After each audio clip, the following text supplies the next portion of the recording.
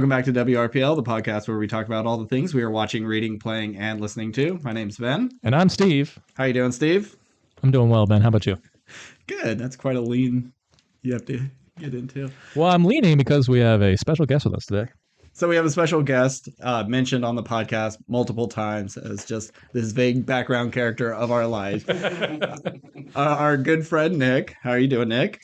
Good. How are you guys? I'm doing well. We met Nick at the movie theater, like with a lot of people you meet with your general love of movies. I wanted to thank movie theaters for bringing people like us together, because so many times we work with so many people who it's like, well, this is just a job. It doesn't matter that it's movies. We don't give a shit. We're just here to make money. But we specifically picked this job because of the things we love. And so it brings in likely people. Yeah, I've had roughly 10 jobs in my life. I am friends with no one from any of those jobs except for the movie theater job, which I am friends with multiple people throughout the decade. Yeah, absolutely. Do you remember what your first week movie was when you started? Either of you? I do. You I mean remember. the first Yeah, movie? what was opening the weekend, your first weekend? I know the week I got hired, it was Paranormal Activity 3. Okay. Yeah. And I remember that was the first movie I used my free pass for to see. Steve? I don't know if it was the opening weekend of it, but the first movie I ever saw there was Accepted with Justin Long and Wow, okay, Jonah that's a Hill. long one. 2006, baby. Wow. Well, I worked for a couple of theaters and transferred from one to another as I moved along. But my first theater, it was not an Epic Movie. Oh, I'm sorry. Yeah, good one. But at the theater that we worked at, it was Super 8 was mine. Good Yeah, choice. Good Yeah. choice. I remember my final one was Oblivion. That was my last week. Do you remember your last week? I think it might have been Ant-Man. Oh, okay. I definitely do not remember. All right. Well, welcome to the show, Nick. We've been wanting to do this. Yeah, definitely. Yeah. We've wanted to do this for a while, but we all have weird schedules and we generally can only see each other for about like 4 hours out of a week. So happy that you could be here. Definitely. So our main topic tonight is Halloween Ends. I can't wait to talk to you about it, especially you, Steve. I'm real excited. Did you do the free trial for Peacock? No, I just went to the theater. Oh, you did? Yeah. Wow. Because I didn't want to sign up for a thing, and it's like You can cancel it instantly. I know, but I was like, if I'm going to use a free trial, I'm going to use it like if there's something I really, really want to see. Okay, that's fair. Because I was like, let me just hold off on this, and so like I'm going to go to the theater and I'm going to sneak in because there's never any guards anymore. Oh, you didn't pay for this. Oh no, I did because they had guards now. They had someone at the kiosk where you buy tickets, so I couldn't dodge that person, and then they had another person checking tickets on my way in, and I was like, Damn. oh, they've been See, on. they're getting smart. Yeah, because I've definitely snuck in Yeah, recently. because the early people like, oh, can I get your tickets? Like, oh, I'm getting concession. I'll just buy them there, and then you sneak into a bathroom and go where you're supposed to go. But they're getting smarter, huh? Apparently, yeah. Well, I mean, it's also the weekend where like I usually go on weekdays, Sure. so they might not care as much. that's true. But yeah, they See, had I me think- clocked the second I walked in. I think your logic is a little flawed. See, you use the free trial on a stupid streaming service you don't care about for the thing you don't care about because it's not going to cost you anything. You gave this movie money, whereas if you wait for the thing you want to see and you do the free trial, like, are they really getting anything out of it? Just except for eyes on it? Look, man, where were you 6 hours ago? I told you don't pay for this. I didn't want to, but you know what? Sometimes I need to hurt myself so I can appreciate the finer things in life. So this was. We'll talk about it. Okay. We have just a couple of movies to talk about. Not a huge lineup. Obviously there are returning favorites. We're not going to be covering Game of Thrones tonight. We're having to do this a little bit earlier, so we'll have a bigger wrap up next week on the finale.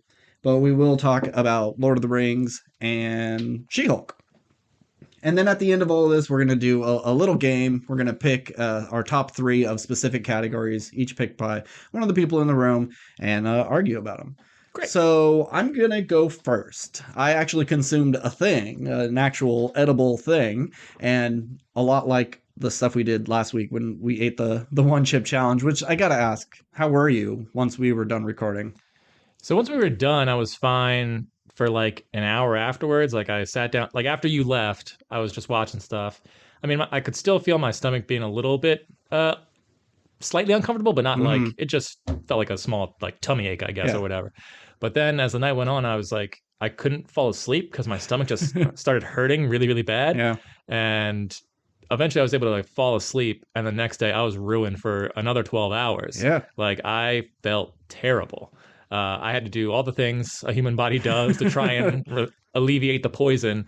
I couldn't believe how long it lasted. Yeah, I was bad, not that bad. When I got home, I just chugged water, ate some ice cream, tried to fill up my stomach with something to dilute it, and I was okay. I slept fine. The next day, I ate Taco Bell, which it's not like the spiciest food or whatever, but it's known to mess up people's digestion, and I instantly had to run home.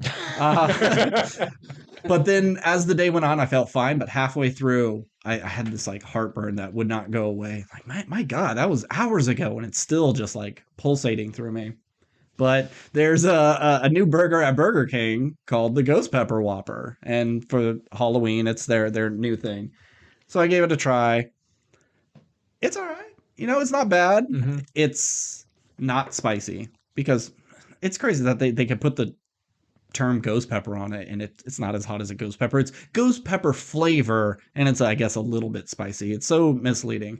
Well, see, what it probably is just they just took a pepper, put eye holes in it to make it look like a ghost, and then threw it on the burger. No, they did not do that. Thus, Steve. the ghost pepper burger. No, but I actually have a funny story. There was a truck driver picking up our chips one time, and we just got our ghost pepper cheese curls in. And like, hey man, you want to try these? Some people can't handle it. I think they're kind of weak. And I'm like, oh no thanks. And well, what's it called? Oh, it's ghost pepper. And like, oh, like Halloween. Like, yeah. It's like, I get the correlation there, but this guy had never heard of a ghost pepper. But anywho, this Whopper is it's ghost pepper cheese, like a slice of ghost pepper cheese, a spicy queso, and then like fried jalapenos. Actually, sounds pretty good. It's not bad. It's just not that hot, and it can't be. You can't serve like a heart attack inducing food to people at a fast food place, but it was all right. I enjoyed it. I would probably get it again if it wasn't, like an $8 burger. But yeah, it was pretty good. Oh, and actually, the best thing about it, it's like a bright neon orange bun with black seeds. It's like a perfect Halloween looking thing. It's aesthetically very cool looking, but just okay, taste wise. I can't wait to not try it. And I know, Nick, you love Burger King so much. Yeah, I was just like listening to you the whole time. I was like, I'm never gonna try this, but like, it sounds pretty good. Yeah. What don't you like about Burger King? I don't know if we've ever had this conversation. I don't have anything against Burger King. I just don't find myself in it usually. Okay. But You're a Wendy's guy. I feel like I go to Chick-fil-A the most Sure. at this point. But yeah. But when it comes to burgers, you would. Oh yeah, Wendy's for sure. Yeah. I had their strawberry frosty, and it was like, this is exactly how I expected it to. It's like just strawberry quick or Nesquik, whatever. It was fine, but I think I would get strawberry or chocolate. I mean, vanilla or chocolate over it any day. For sure, but I feel like they should just keep it. They're saying it's limited time. I feel like, why wouldn't you just keep strawberry? Yeah, why not? And Such great flavors. you know what they should do? The Neapolitan, just a little third of each flavor. Yeah. Genius. And they're gonna steal it every time I think of something. Someone else hears it and they steal it. Patent pending. I invented the Doritos Locos Taco years ago. No one will believe me, but they heard me through their drive-thru. So I have two movies, but one I don't really want to talk about because I think you should watch. I think you would watch. We were talking about Significant Other. Yes. Oh, did you watch it? I did watch it. Yeah. Oh man, I didn't get a chance to yet. No, I don't want to talk about it because I know you wanted to see it. Okay, it's not what I was expecting, and Yeah. I did enjoy it. It has. I kind of wish it was going a certain direction, but it went a little more middle of the road. But that's neither here nor there. It was good. I gave it like a B- or something. Okay. But the movie I do want to talk about. Ooh. And sorry, Steve. Once again, I'm gonna like. Horrifying. Talk about something bad. It's not nearly as bad as Terrifier 2. Not in the same way. Let me tell you, after every podcast, my wife is like, "Oh, what'd you guys talk about?" And I was like, "Oh, Ben told me about this movie called Terrifier 2." And then I described what you told me, and she's like, "Yeah, I don't want to hear that." I was like, "You could have stopped me anytime." She's just like, "No, that's not something I want to hear about." I was like, "Well, at least it's a movie." And she's like, "Yeah, that someone came up with. Like, people thought of doing this." And had to like create prosthetics, and it's not done in one take or anything. They had to keep resetting up and dousing this woman in blood. Yeah, there's a bunch of people got paid to put that on screen. It's great. I have to say that I listened to you tell him that like whole killing scene, and it just made me laugh because I've spent like the last week since I've seen it telling everybody about Anybody who will listen, I'm like, you gotta hear this. Yeah. Like, oh, that's not really my thing. I don't care. You're listening to this. Yeah, it's just fun to tell people. Yeah. It's a crazy scene. And just like, and then he leaves the room. Then he comes in with salt and bleach, and everyone's just like, come on, no. All right, this movie I also recommend that you see. It's called Speak No Evil. I watched it on Shudder, but I think it's on AMC and maybe Apple. I'm not sure. Okay. So Let me lean back away from the mic. So this couple, they are I'm gonna say they're Norwegian. They have a young daughter. They go on vacation in Italy, and they meet another couple. They have a young son, and they're Dutch, and they hit it off and say, well, you should come to our house one weekend and just stay with us. So a couple months go by. They get a letter inviting them. I'm like, well, all right, let's do it. What's the worst that can happen? So they meet and everything's fine, but everything feels a little off. Like they don't remember that she was a vegetarian and are trying to like force her to eat meat. They're yelling at their daughter and trying to boss her around, and everything just seems just wrong, but they can't quite put their finger on it. And they say, you know what, let's get the fuck out of here. And they try to leave in the middle of the night, but the kid forgot her stuffed animal and they had to go back. And then it turns out the stuffed animal was in the car the whole time. This little shit. And the Dutch people are like, well, you could have just brought this stuff up. We're sorry. We didn't mean to make you uncomfortable. Just stay one night. Okay, fine. And then the Dutch couple are mean to their own child. And this kid has a disability. They say he was born with a really small tongue, so he can't really get his words out properly. And earlier, the little boy goes up to the Norwegian guy and opens his mouth, and you can see it looks like it's stitched. So I'm like, ooh, what's going on there? Yada, yada, yada. More and more uncomfortable. These people are up to no good. The Norwegian guy goes into his little shed and sees a bunch of suitcases and a bunch of cameras and a bunch of purses, and goes upstairs and starts finding pictures of them with a different child. And the couple that they were on vacation with, they had that son that, has the tongue issue. Then you look at the next picture. It's a new kid with their previous kid being the child of the couple. So they're just stealing people's children and disposing of the other one. So he goes downstairs and the little boy is drowned in the pool. So like, oh, fuck, we got to get out of here and try to save our daughter. But the Dutch, they're already in on it. They like drain the car of gas and they barely get down the road. And the dumb thing is the dad never says anything to the wife like, they killed their son. He's trying to like play it cool and not panic anybody. So of course the Dutch people show back up and help them off the road and pretty much like start beating the shit out of them. Like, you better do what we say or else. And this guy pulls up and grabs the little girl and they hold her down and cut her tongue out and take her away. And the mom and dad are just freaking out, and they're kind of put in their place like everything will be fine. You just got to play along. Do you see the tongue cut action? Yes. And earlier she was talking about her scissors being like, these aren't good gardening scissors. They're so dull. So I don't know if that had to have happened, that way. And then they lead him into like this gorge, this quarry, make him strip down and walk down the hill, and then they stone him to death. And then they just have this new daughter, and you see them going on vacation with her, and her tongue's sewed up, presumed. And that's the end. How long does the stoning scene last? Like, is it like...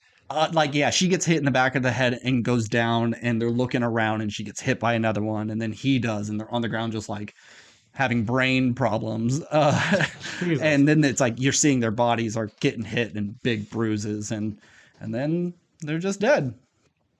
It's a great movie. It's really tense and uncomfortable, and everybody does a really great job. There's something wrong, but they really haven't done anything too bad until it gets to a certain point. But it's really fucked up, and I highly recommend it, but you don't need to see it now since I just spoiled all of it for you. But it's a good one. There's only two things I don't like in this world: people who are intolerant of other people's cultures, and the Dutch. That was Speak No Evil. Steve, what did you watch? I watched on Netflix a basketball documentary called The Redeem Team about the 2008 USA basketball team. I know Oh, you that's guys. so boring. Talk about like people getting murdered. I know you guys don't care at all, but if you're a fan of basketball, it's pretty enjoyable. It was, after it was a couple years after the USA is like lost at basketball, and we pretty much always win at basketball. So everyone kind of thought like the USA just isn't the premier. It's not the superpower of the basketball sports anymore. What year is this? So they lost in like 2002, 2004, and 2006, like three right back in 3 in a row. Thank you. And so like the USA fans were just like, they're trash. They're the cream team. They're not gonna like. That's our fans. Yeah, the cream team. They just suck. And you had like young LeBron and all these other young who were like huge superstars now, because all the vets who like had gone to the Olympics, either they won and they're like, well, we already won our gold, we don't want to go, or they had lost and like, well, we're not going to do that Yeah. again. So they had to like fill out the team with just like new talent, and so they're just like, I don't know if this team is actually like going to be able to win. And so they bring in Kobe Bryant, who at the time, like, I guess was not super popular in the league. I mean, he was obviously like one of the best in the league, but there's a lot of tension and stuff on the courts. Anywho, the documentary really shows how much Kobe Bryant really like turned that team around in terms of just like when they all went out to party, he was in the gym at like 5 a.m. when they were like coming back from like the bar at 4 a.m. And they're like, what the fuck are you doing, man? He's like, I'm going to the gym. I'm going to go work out. And they're like, fuck, now we got to go work out. So like they had to work out with him and then like really help shape the team and build camaraderie. And then my favorite part of the documentary was in the USA in the finals at the Olympics. It was them versus Spain, and Kobe Bryant had a teammate on Spain's team, and it was like the first play of the game, and he turns to like LeBron and everybody's like, the first play of this game, I'm running through that dude's fucking chest.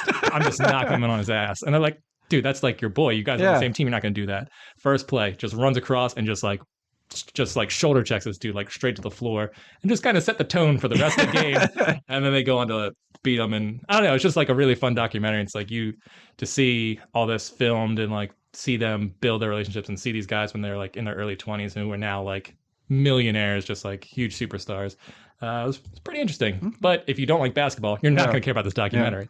Do they have footage of Kobe talking about this? I know they couldn't reach him for comment, but I mean, this was all made after his death, so they couldn't interview him, obviously. But so they was all just like hearsay. It's like, yeah, we all heard him say this, and we're like, no one believed he was going to do it, and then it just like knocks this dude off. Okay, that's awesome. So it was a lot of fun Kobe stories in the documentary. And you said it was on Netflix? Yeah. Okay. It just came out this past week, so cool. Nick, welcome again. Yes. What have you been consuming? Watching anything that you would recommend? Honestly, going through the stuff that you said we're going to talk about this time, I think I've just watched the things that you guys have. A few of the things that you guys have watched. I have not had a lot of time to watch other things, but I'm looking forward to talking about Lord of the Rings. Definitely. Absolutely. Definitely. You want to do that next, or do you want to do She-Hulk first? well, you haven't seen She-Hulk. I've started She-Hulk, but I'm totally fine listening to you guys talk about it and spoiling it for me because I'll still watch it. I'll still watch it. I'm not that worried about that. And we don't have to talk long on it, and we could be semi-vague, but well, that's the thing is like I follow enough accounts that I've already seen things. It's been unavoidable. There's some things I've seen and I'm just like, I wish I hadn't seen that, but I'm okay having seen it. It's fine. Like, see, that's why you got to be more of a diligent loser like I am and have a strict schedule of 8 hours of television every day. Fuck sleep. It's all about TV. I aspire to be like you with your TV watching. I've said that for a long time. I admire it, and I'll get there. I will get there. But you have to shut off a lot of other things. Like that girlfriend you got to get rid of her. She's sucking up too much time. That's TV time. Yeah, you give me a hard time about liking basketball, but I would attribute you to the Michael Jordan of content watching. Oh, like yeah, the amount of stuff you consume in order to at the detriment to your life, in the pursuit of your ultimate goal of just becoming a human television, I assume. It's pretty noteworthy. Yeah, I mean, maybe that level of just the consumption of it, but not being able to apply it really to anything. Uh, so yeah, it is. I ingest a bunch of stuff, but to what end? You know, Just take the compliment, Ben. Shut up. like I started the Interview with the Vampire TV show. It's not going to be great. It's a little. Why? I was curious. Yeah, it's not my favorite casting, but I do like that they have changed things. You know, when it's Brad Pitt and Tom Cruise, it was a very sophisticated Victorian era, but they moved it up to like 1910. So it's a black man in New Orleans, and he's a pimp and a businessman, and he's just like trying to keep his family afloat to be a little more affluent. So it's a nice updating of the story, but I just don't love everything. It's pretty gory, and there's nudity in it. I'm very surprised, and I didn't watch it on air. I watched it on the AMC app, so I wonder, was that scene? It had to have been in there. It was a very important scene in the episode, and I don't see them putting like big black bars that move around because she's like topless through the whole thing. So Well, it was either like blurred, or it could have just been like in this scene she's wearing a bra, and then for the unedited one we'll put on the website. that's a lot of like. So you just gotta film it twice. Oh yeah, I guess they could have filmed it twice, or they make her hair a little bit longer, and it just so happens to fall perfectly over everything. But it's okay. There's only like 3 episodes out, and I'll maybe get to it. It's like Sandman. Like maybe I'll get back to it. Who knows? But I've just been watching horror stuff since it's October. I just like watching the spooky thing, so I wanted a spooky show as well. Besides Walking Dead, I don't need to bother catching you up on that. Please don't. There's not much really to tell, but it's actually not bad so far. But anyhow, so you every year, Nick, like to go to haunted houses pretty much every Halloween. You do it at least every other. You do it way more than I do, and I wish I could, but well, it's not usually my choice. It's usually someone else dragging me to it. But I have a good time at them regardless. Yeah. So. And you went to one of the like relatively local, more popular attractions. Yeah, so it was like an hour and 20-ish from a drive for me to get there. It's called. But it's still advertised here. Like it's not so you had to know someone to know about this. It's pretty big. Yeah, well, kind of. At the same time, it's like it's not one that I've seen. Like if you go into like a Burger King, like or something. Yeah, I see Field of Screams around here everywhere. Yeah, Jason's Woods, which I have not been to either of those. The place I've been to or went to was Penhurst Asylum. I actually only heard of that because of my girlfriend. I actually had not heard of it. Really? Oh, I mean, Heather would go often, and she loved that place. Oh, yeah. Because there was another place called Eastern State Penitentiary. Yeah, I went there. Yeah, and I had been there. But that's another one like I only heard of from other people. That one's a little more typical of, here, get on this hayride, and you're going to go through, look, this is the chainsaw area, and here's the inbred family. And then they start running out of ideas, and they get to the scary clowns. And then the very last one's just like, well, we had a bunch of dinosaurs, so they're kind of scary. So we went through a dinosaur part. But the Penhurst one is a legit insane asylum, or was an insane asylum, or a prison. I believe it. I mean, I didn't go on the website and look into the history. I mean, they don't tell you a little bit, like while you're waiting in line or anything. No, you're just listening to this horrendous dubstep over and over. It's just creepy dubstep remixes. Creepy. Oh God, we listened. And it would play the same song 3 times in a row. And it was a monster mash. The lines were so long, which is something I'll get into, I guess, afterwards. But so you're just listening to these loops of dubstep remixes of that Kate Bush song that everyone is. Oh yeah, really? Running up that hill. Yeah, and it's just so bad. And it's over, and it just starts again, and you're like, oh my God, space it out. Yeah, I worked at a haunted house one year. It was community service because it was a nonprofit thing. So we had to do community service in high school. I was lucky enough it was during the fall. And I felt bad for my buddy because he was in a room where it was a 45-second loop of babies crying. And we were there for like 6 hours. Oh my god. So many. And it just pissed him off, and he just like used it in his performances. He got lucky enough to like get the makeup on and be able to scare people. I was underneath stairs, just making sparks with I mean, my thing was pretty cool. I cranked a little thing and it would shock their hand as they're holding the railing going down the stairs, and then I'd hit a pole and sparks would fly. Yeah, so mine was fun. Yeah. But I more really wanted makeup and gore. But so tell us about it. What's it like? Okay, well, you get there and you're gonna basically get in line for a really long time. We were there on a Saturday, so it's like obviously it was very busy. But yeah, we were in line for a really long time, and then when they walk you in, it's all indoors, all three of the attractions. Mm. So, and I kind of like outdoor things sometimes. There's a place called Bates Motel I went last year that Oh, like okay. Yeah.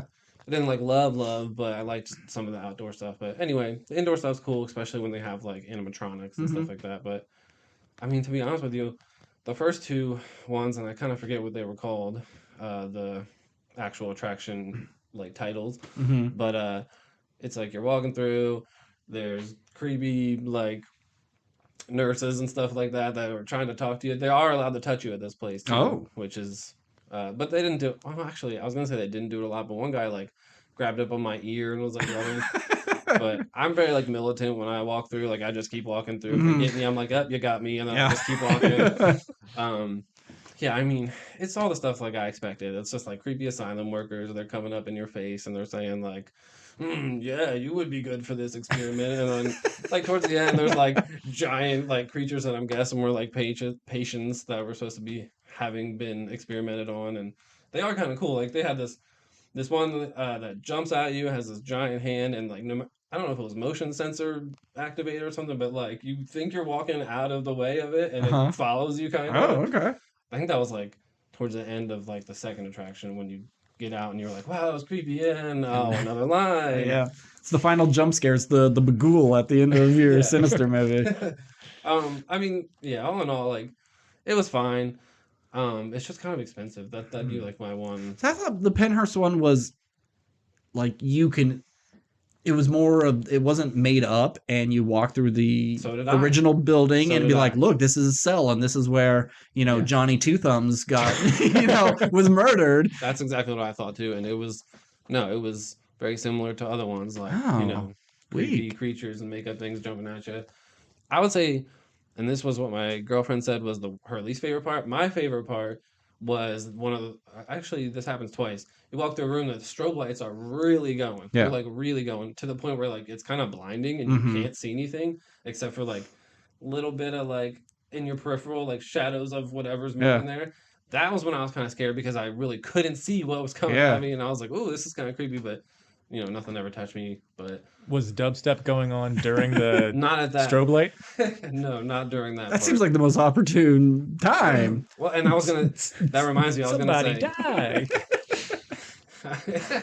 Yeah, that reminds me. I was gonna say when you get to like the next line, the second line, whatever, you're listening to different music, but it's still looping, and it was the Metallica song Master of Puppets from that's really popular, also from Stranger Things. Really gotta milk it. Yeah. And it's a fine song, but not 6-7 times. Yeah, once is fine. And I'm not saying they played it the whole time that you were in that section, but it would be like 5 times in a row, and then they would go to something else, and maybe that would play like 4 or 5 times. Okay. What a weird way to do that. Exactly. You have 7 songs, you play them each individually, and then loop the 7. That's fine. Listen to Master of Puppets 4 times in a row, and then, whatever else next after that for a few times in a row. It was very strange. Wow.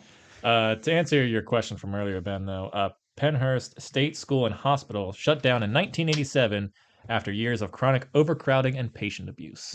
It was huge. Like, so it was a real place. Okay, cool. It was nice just walking around and looking around at all these like old buildings and stuff was probably my favorite part.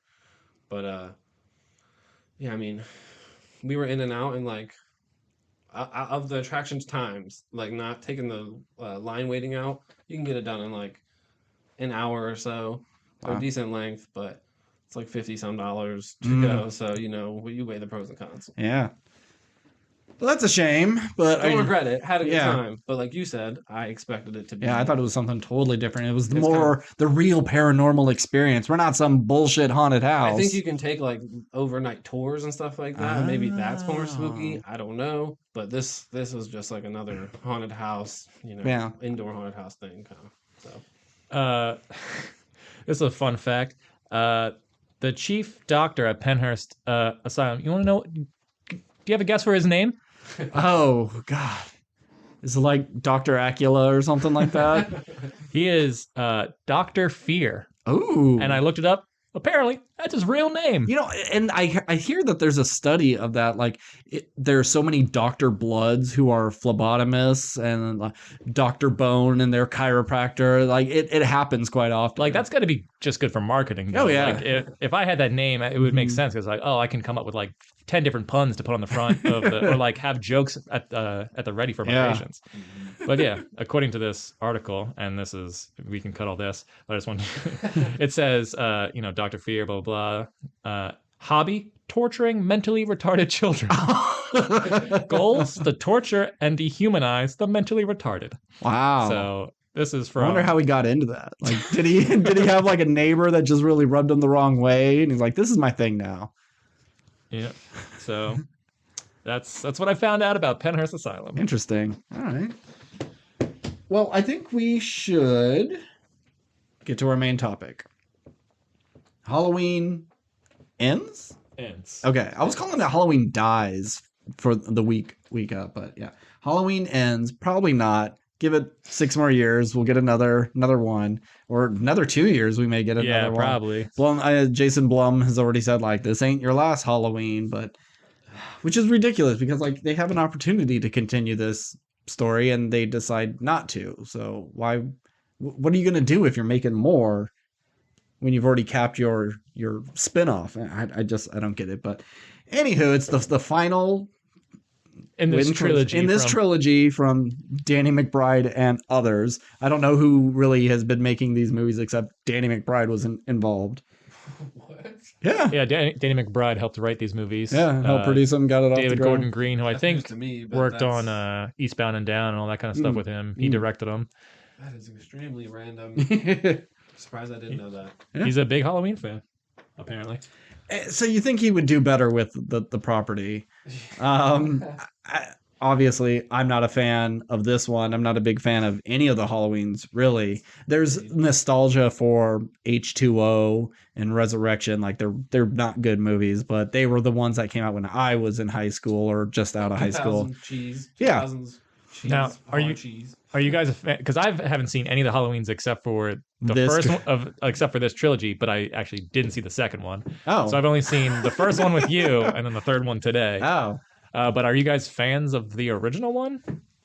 It's fine. Mike Myers is not my favorite slasher. He's boring. I'd agree. It's very meh for me. I mean, I would admit that I'm seeing it like not in the time that it came out. Like when it came out, I'm sure it was much more effective. There was no like Friday the 13th. Exactly. So this was like a big deal at the time. So, keeping that in mind, it was fine.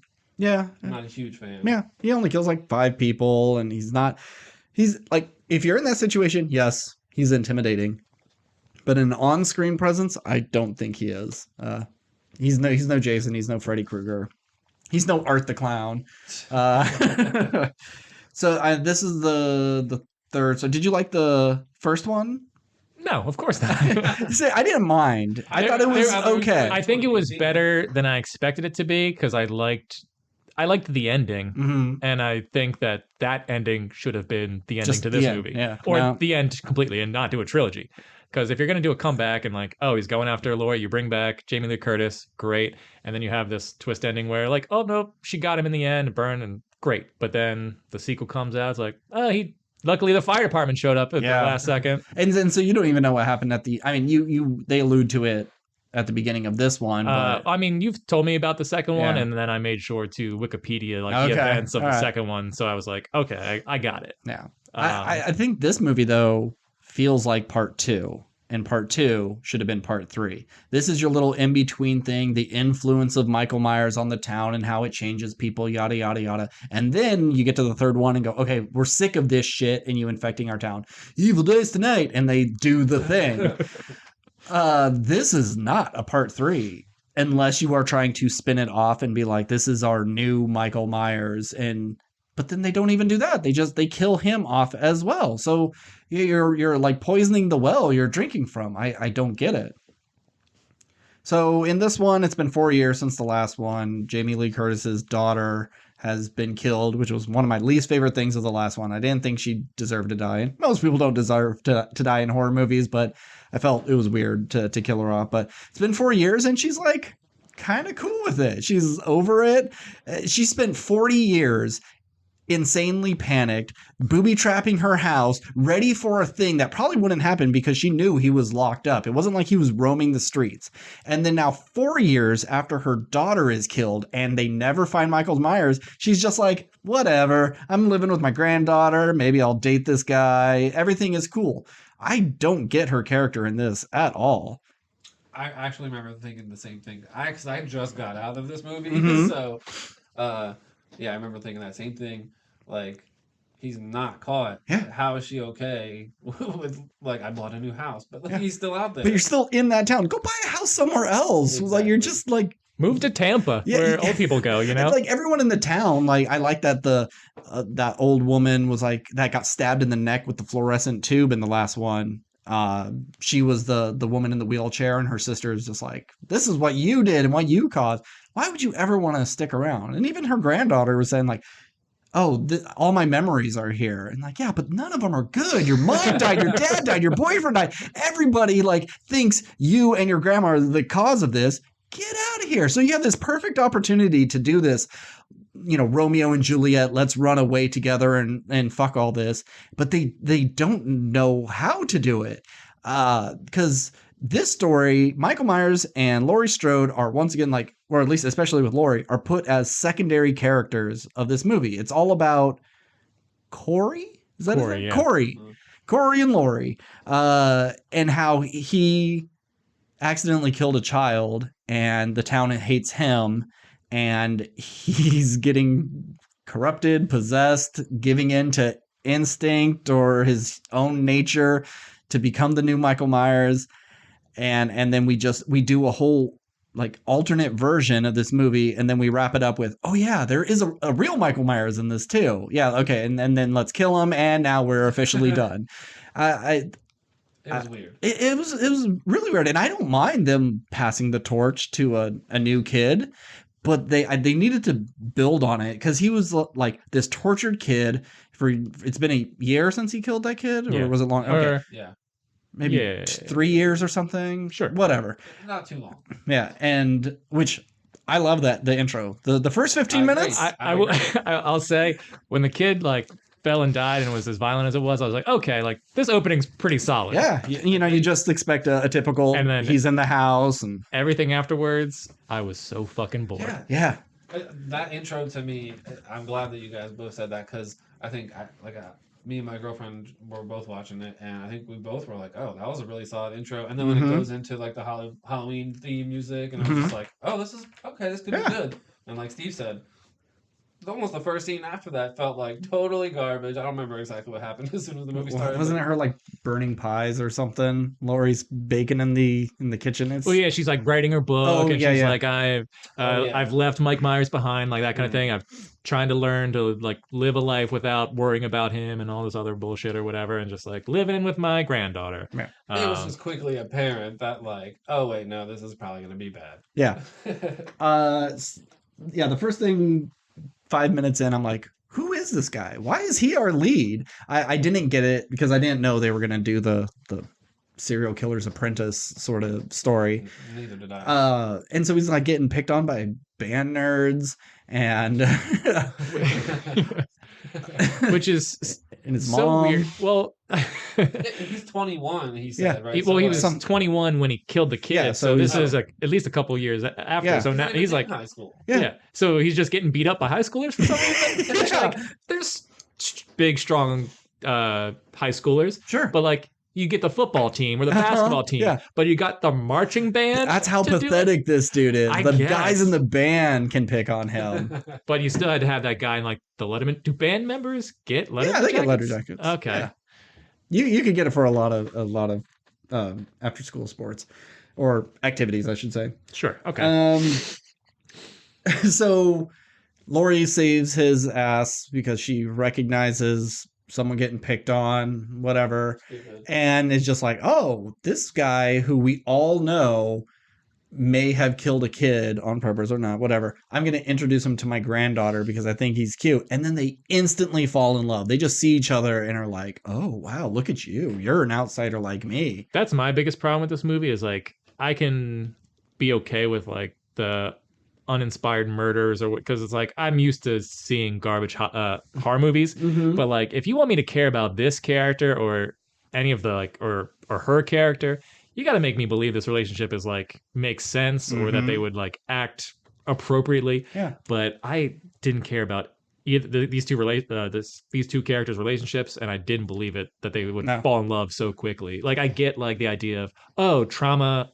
Mutual trauma can bring people together, but it was like it just happened so fast. It's like, oh, I just like you because I could see that you're like me. And if they were in and especially if Lori was running it, if it was a survivors group, a lot of people in this town have been infected by Michael Myers. Either they lost someone or they got injured. If she was running some sort of therapy session and her granddaughter is helping her with it, and this kid shows up and like, yeah, I never had any issues with Michael Myers, but I had a thing happen to me on Halloween, and he would be able to vent this stuff, and she could be like, oh, he's sensitive and he's not like how everybody thinks. Or it just seemed like almost they went to high school with each other and like were recognizing who they were, but no, they were just pretty much strangers and instantly hard for each other.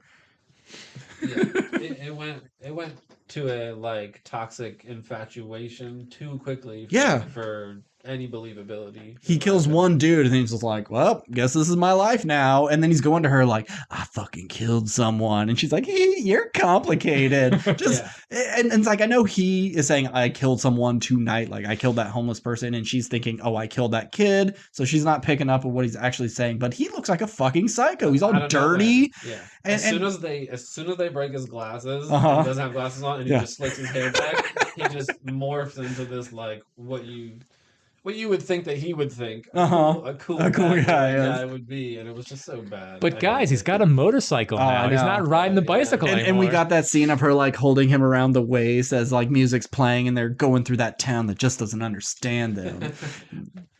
All right, so he gets bullied again, gets pushed off a bridge, survives, and he's in like a homeless encampment with only one homeless guy, and then he gets dragged into the sewer because Mike Myers has scuttled away, and these past 4 years has just been feeding off rats in the sewer.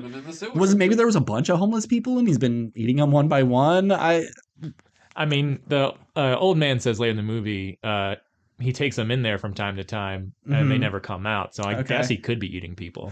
Michael Myers was never a cannibal. I know in the Rob Zombie one, actually, even in the original, they do say he was like eating a dog. He was in an abandoned house. So I guess there is precedent for it, but that's never been his main thing. He's just like silent and unstopping. Why was he just hanging out? Like, why wouldn't he continue trying to kill people? It's like, was he so? Because in the last one, like he got the shit kicked out of him. They shot him and beat him, and he eventually, hulked up and was able to kill them all. But I do like the horrendously edited like sequence. Yeah, and it's just real slick and stylish. I hate that scene. And so he just, like, I like the idea of that he really is fucked up and he went underground and he could have healed improperly. You break your arm, and if you don't get it fixed and it's twisted, you're not going to be a really good serial killer. So I like the idea of him being in the sewer. But I almost kind of wish he was a homeless person. Like they kind of accepted him and cleaned his wounds. You're one of us. And he's been living in Haddonfield this whole time, mask off, just as a homeless person. And nobody knows. Where did Michael go? Who knows? And he's just been like laying in wait. But I guess means he's smarter than he should be, because he just seems like a killing machine and he doesn't really have a lot of like reasoning abilities. So I don't know if that plays, but at least it gives like reason why he's sticking around and he's not just hiding in a sewer for 4 years. And he's already an old man. He's like 65, 70. And Yeah, I was trying to think of the math, and like, I let's think say he's he closer was, to 80 actually. yeah, like if he was, let's say he was 20 in the first movie, And that was and this 78. and this was, and yeah, 40 years later, so that would make him 60, and then not, yeah, so he's at least in his 60s. Yeah. Which, I mean, I guess But there's he's been- strong 60-year-old men, but Yeah, like, but he's not been when you stabbed and shot and burned. those guys and, take care of themselves. Yeah, and especially within the last few years, he could survive his wounds from. He could survive his wounds from that first one, because according to these movies, it was that first one and then nothing for 40 Sure. years. So that makes sense. But he was just in a house that was on fire, and the mask was like almost burned to him. He was shot in the back of the head and beat with clubs. And so I did like when we came across him, he was a little decrepit, but it seemed like as soon as he stabbed that cop dude, the granddaughter's ex-boyfriend, it was like he got power from it. Like he absorbed the energy from the kill. And it's like, oh, okay. A little oil to loosen up my rusty gears. Yeah, I was reading the Wikipedia just so I could try and clearly understand this movie, and it said that upon killing the cop, it sort of awakened his killer instinct, which I kind of like the idea of like, oh, I was a serial killer. This town beat the shit out of me, and then just kind of he like lost his mojo. I don't know if he has like that kind of thought process. Yeah. He's like, I just don't have it in me to kill anymore. But then he just get that sweet taste of blood, and then he's like, okay, I guess I'll go kill Laurie again. But the Michael Myers I know, he would be like, oh, thank you, young kid. You brought this cop and you've reinvigorated my love of killing. Now you're going to die. He doesn't care. He doesn't make friends. He doesn't care who you are. He just kills whoever. But if you were doing the mentor-mentee thing, I'd be okay with that. But he doesn't even really do it. It's like as soon as Corey kills the doctor, he's already just like good at it. And it's like, well, I get one, you get the other, and let's just fucking go at this. Like he doesn't teach him anything. You would think Michael would, grab the guy and show him like, oh, look, cut here to incapacitate him. And look, now he can't walk. That's something, but he's just kind of like, they're just hanging out, having a good time. And then eventually he goes and like steals his mask from him. Like, is that what you do to friends? Like this guy took you in and survive, let you Took survive. you into his sewer. Possessed you with his like demon stare or whatever. And this is how you're going to repay him. Let's see. Oh, one of my favorite funny things that happen. So Laurie is kind of looking at him funny. It's like one scene, she's like, this guy's pretty good. And then the next scene, like, oh no, this guy's bad. He's up to no good. And they recreate that shot of him by the bushes. And then you look and like, I think you're going to say something that, okay. Okay. And so she goes out to investigate and she's standing in the front yard and he pops up from behind her, not from behind a wall, like he was crouched down into the smallest ball and pops out. And if you look at the physics, it wouldn't make any sense. It's so funny and it's supposed to be scary. I'm so glad you said that because I was going to bring that up. Which leads me to believe that we're not going to be the only people that notice. Yeah. That No, yeah. We're not that smart. We're not that clever. My girlfriend laughed at it too. It was just like you said. He was like perfectly behind. Can you talk a little louder? He was like perfectly behind her, and then the sound effect even when he like came. Yeah, hilarious. I hated that moment. But speaking of sound effects, there's a part where Laurie's in her kitchen and she's hiding in the pantry. And she, there's that little clicking of the string and she stops it and he hears her. He takes the knife. He's holding it, if you're holding a knife upward if you were going to do like an underhand stab. And he flips it around to be an overhand stab. And it makes that shink sound as if you were pulling it out of a sheath. He's just flipping it. The blade isn't touching anything. It's a wooden handle and he's just flipping it in his hand. Yep. But it sounds cool, I guess. I guess it's to let the people know, like, this he means business. Yeah. Because we haven't seen him mean business for the other 12 movies. And the thing I hate, and it happened in the first one, at the doctor's house, Michael Myers stabs the nurse, his new assistant or whoever, the woman that got her promotion, stabs her and pins her up against the wall. That's fine, but it's just a butcher knife. There's no way it goes all the way through the body and into the wall and holds it strong enough. In the first one, it was really egregious. There was only like 2 inches of that knife in the body, and he's pinned against the wall. If he just would stab and then just like push it in real far with the palm of his hand, I'd get it. But like, if you can see the handle, that person's not stuck to the wall. I don't care how skinny you are. Yeah, I mean, I don't know the physics of knife to human body, but it's like also, I mean, I guess he could just be lucky and find a stud in that wall. I don't even think it's far enough to get out of her back. But let's say it does. Let's say it goes All through. right. Knives, I don't think are. She's not a big woman by any means, but No. like It's she's not a gonna hold child. Like it It's wouldn't not hold gonna- any human of Yeah. any normal size. That's why if this was a good movie, like a lot of even the bad Friday the 13th movies, it would be his machete and stabbed all the way through, and then they would slowly slip down and it would cut through the body and the body would split as it falls. I That's think it would cool. go through bone, but okay, fair enough. And if it's able to hold the body up or anything, it doesn't matter. Physics don't matter in horror movies for the most part. But it would be cool. But this is just like, oh, hey, remember this? Did this before, but now it's with a girl, so it's different. And so I want to talk about some of the deaths. They're fucking lame. There's like 2 that I like the DJ. He gets his like tongue cut off and it's like spinning on the record player and it's bumping. It's different. His face looked pretty cool. Yeah, he gets broken and stretched out. Yeah. But the only other one I kind of liked was the blowtorch, because it is like it's in the foreground, it's blurry, and you can tell like the light lighting up the cheeks. It's a really good effect. Yeah. But in these movies, you kind of want to see this stuff, and this is the big antagonist of our anti-hero. You want to see those eyeballs pop and the teeth, turn to ash. But all the other kills I thought were lame as fuck. Yeah. Yeah.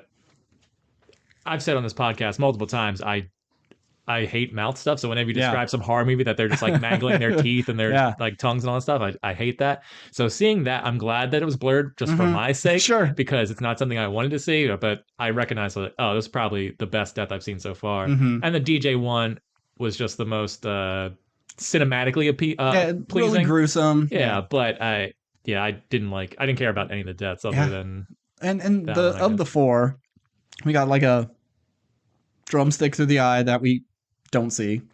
Happens off screen. Mm-hmm. One woman gets her head stomped. Okay, that's fine. What happened to the other woman? She had something pierced through her neck or head as well. Okay. The one that like ran away with the other girl. Yeah, when the Letterman jacket kid turned around, she was just like kind of on the ground with something, I believe, in her neck. Kind of like the needle, I guess, in the first one. Ooh, yeah. And then the needle at the end of this one that goes into Jamie Lee Curtis's ear. Ooh. Yeah. Ear stuff bothers me too. Yeah. Didn't someone get stabbed in the face and you could see it kind of poking through the eyes? Was that this or was that something else I watched? Maybe his mom? Who knows with you, man? I don't know. I watch a lot of stuff. The only real death I feel like sad about was his dad. I think it's his stepdad. He doesn't look anything like stepdad. Corey, but I don't remember that they ever said stepdad. But I think they said, he works at his stepdad's garage or dump or whatever it is. Yeah. I felt bad for him. He was just trying his best, gave him the bike. He really wanted to like be a good dad because mom was a huge see you next Tuesday. And and he just gets like shot randomly. Yeah, honestly, I think my favorite part of the movie was after his mom like slaps him and is doing all this shit or whatever, or like he's talking about going with his girlfriend or something. Like the stepdad's just like, hey man, get out of here, go be happy. Like he's just a good dude. He just wanted him to be happy. What was he doing with that dude's mom anyway? She was awful. She was so nagging. And see, that's a good story. Lori's telling her granddaughter, don't date this guy. I think, he's possessed by the killer spirit of Michael Myers. And then Corey's mom is going like, oh no, that's the woman who, brought Michael Myers to this town. We're not going to be involved. And you have that Romeo and Juliet star-crossed lovers. They're not allowed to, but they don't even do anything with that. They just kind of go like, hey, keep your granddaughter away from my son. Okay. And then she leaves. They don't do anything with any of this. They have all these really interesting opportunities. And let me just pitch you a little thing that I think how it should have gone. Michael Myers should have been dead. They should have found him in the sewer, and it's just a rotted skeletal corpse with the mask on. But he thinks Michael Myers is alive, and he, since he's had like this psychotic break from killing that kid, he starts seeing him around town. but he starts like understanding what Michael went through. But the whole time, he's just a corpse. And you can play it as if Michael is still alive and he's training him. And so then when we see Michael in the town killing people, going after Laurie again, you think, oh, Michael's back. But it is just the boyfriend. And, you know, he's just been dead for the past like 4 years. Like after he hobbled away from that mob in the second one, he could have crawled into the sewer and died right there. He was really fucked up. And that's why we have never heard from him and no one's ever found him. And it almost seems like maybe they were going to do something like that, but they're like, no, you got to have a final showdown. If Michael Myers isn't getting like, you know, his hands stabbed to tables and a refrigerator dropped on him, it doesn't really count. And it's, I don't know, it seems like wasted opportunity to do a new story with a new character when this is supposed to be your final thing. That's why this should have been part 2. The last one should have been part 3. They beat the shit out of him. They kill him. Or maybe they don't even kill him. They beat the shit out of him, tie him up, and throw him into that metal chipper thing, still alive. If you recut 2 and 3, I think you could get probably an okay movie. But this was really, really bad. Well, I definitely wanted to mention that scene that you laughed at, but of course you saw that, because I feel like you always catch the same moments as me that are so stupid. But there was another one that both me and my girlfriend were talking about that was funny. He comes to see her. You said his name was Corey? Corey. Yeah, Corey. Comes to see, what was the girl's name? I have no idea. Ashley, sure. No. Anyway, he comes to see her, and he's just like, I don't know what's going on with me, or something to that effect. And he's just like, kind of flips his head over and just walks right in. And I just made me laugh, really, because it was like, I would like, okay. Like, I don't know, the way he came in just really made me laugh. His delivery was really bad. And then he like goes and like pins her up against the wall or something. He's like about to kiss her, like breathes on her, and then walks away from her. I'm like, what the fuck is going on? He's showing all these sorts of red flags of someone who's having a mental breakdown, and she just doesn't see any of it. Like, you've seen your grandma be crazy your entire life, and she just doesn't recognize it in anybody else. Yeah, it was like she was loving all the toxic traits, and he was giving off like the cliche like toxic traits and stuff, and it was just really, really rough. It was hard to watch. Allison is her name. Oh, yes. Okay. Yeah, and if that's the thing, like, they both wanted to start doing like crazy fucked up things, because like she's had a traumatic thing, and he's trying to bring her in the fold, and you got to kill your grandma, and that's the only way you'll ever be free. There's something. Do we get to see Michael Myers' face clearly? I don't think we did. I mean, when he's on the table, they take his mask off, and you see side profile, but nothing straight on. But if you look in the IMDb, there's 2 actors that play him. The one that's like tall and imposing, and one who's the face. So he's just an old man. He just looks like an old man with some burn marks.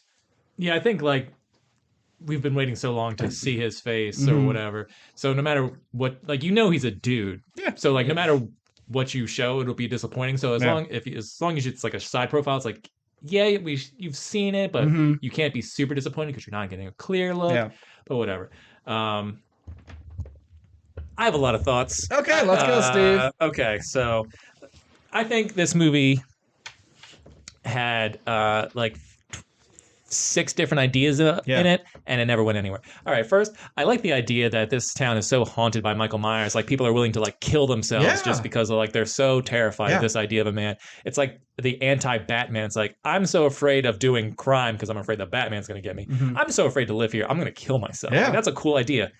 Nothing really done with it. And you could argue it's like, well, that's why the town gets together at the end. But we'll get to that point. So we've already mentioned it. The idea of like Michael Myers taking on an assistant or whatever, or like the new protege.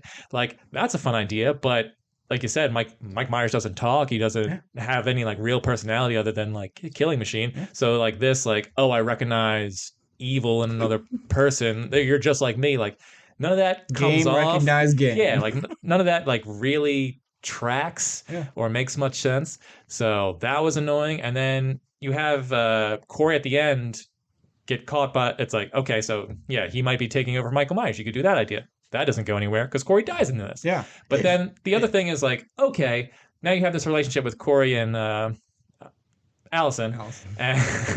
And oh, he kills himself to make it look like Lori did it. I was like, oh, that could be fun. What if she becomes Mike Myers now? Like she's so distraught by the love of her life getting killed. She dons the mask. She kills Lori, and the story continues. Sure. And then you never have to make a Halloween movie with her, but that's just like, oh, the horror continues kind of. But that doesn't happen. You have this ending where she goes, "You've murdered the love of my life. I'm out of here." And then 2 minutes later in the film, she gets a call where it's like, "Hey, your grandmother called in a suicide. Oh, I guess I should go back."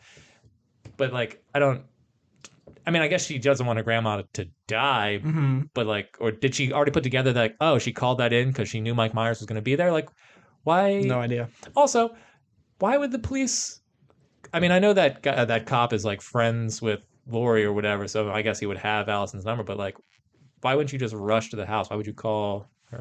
That's just a nitpick. Yeah. Who cares?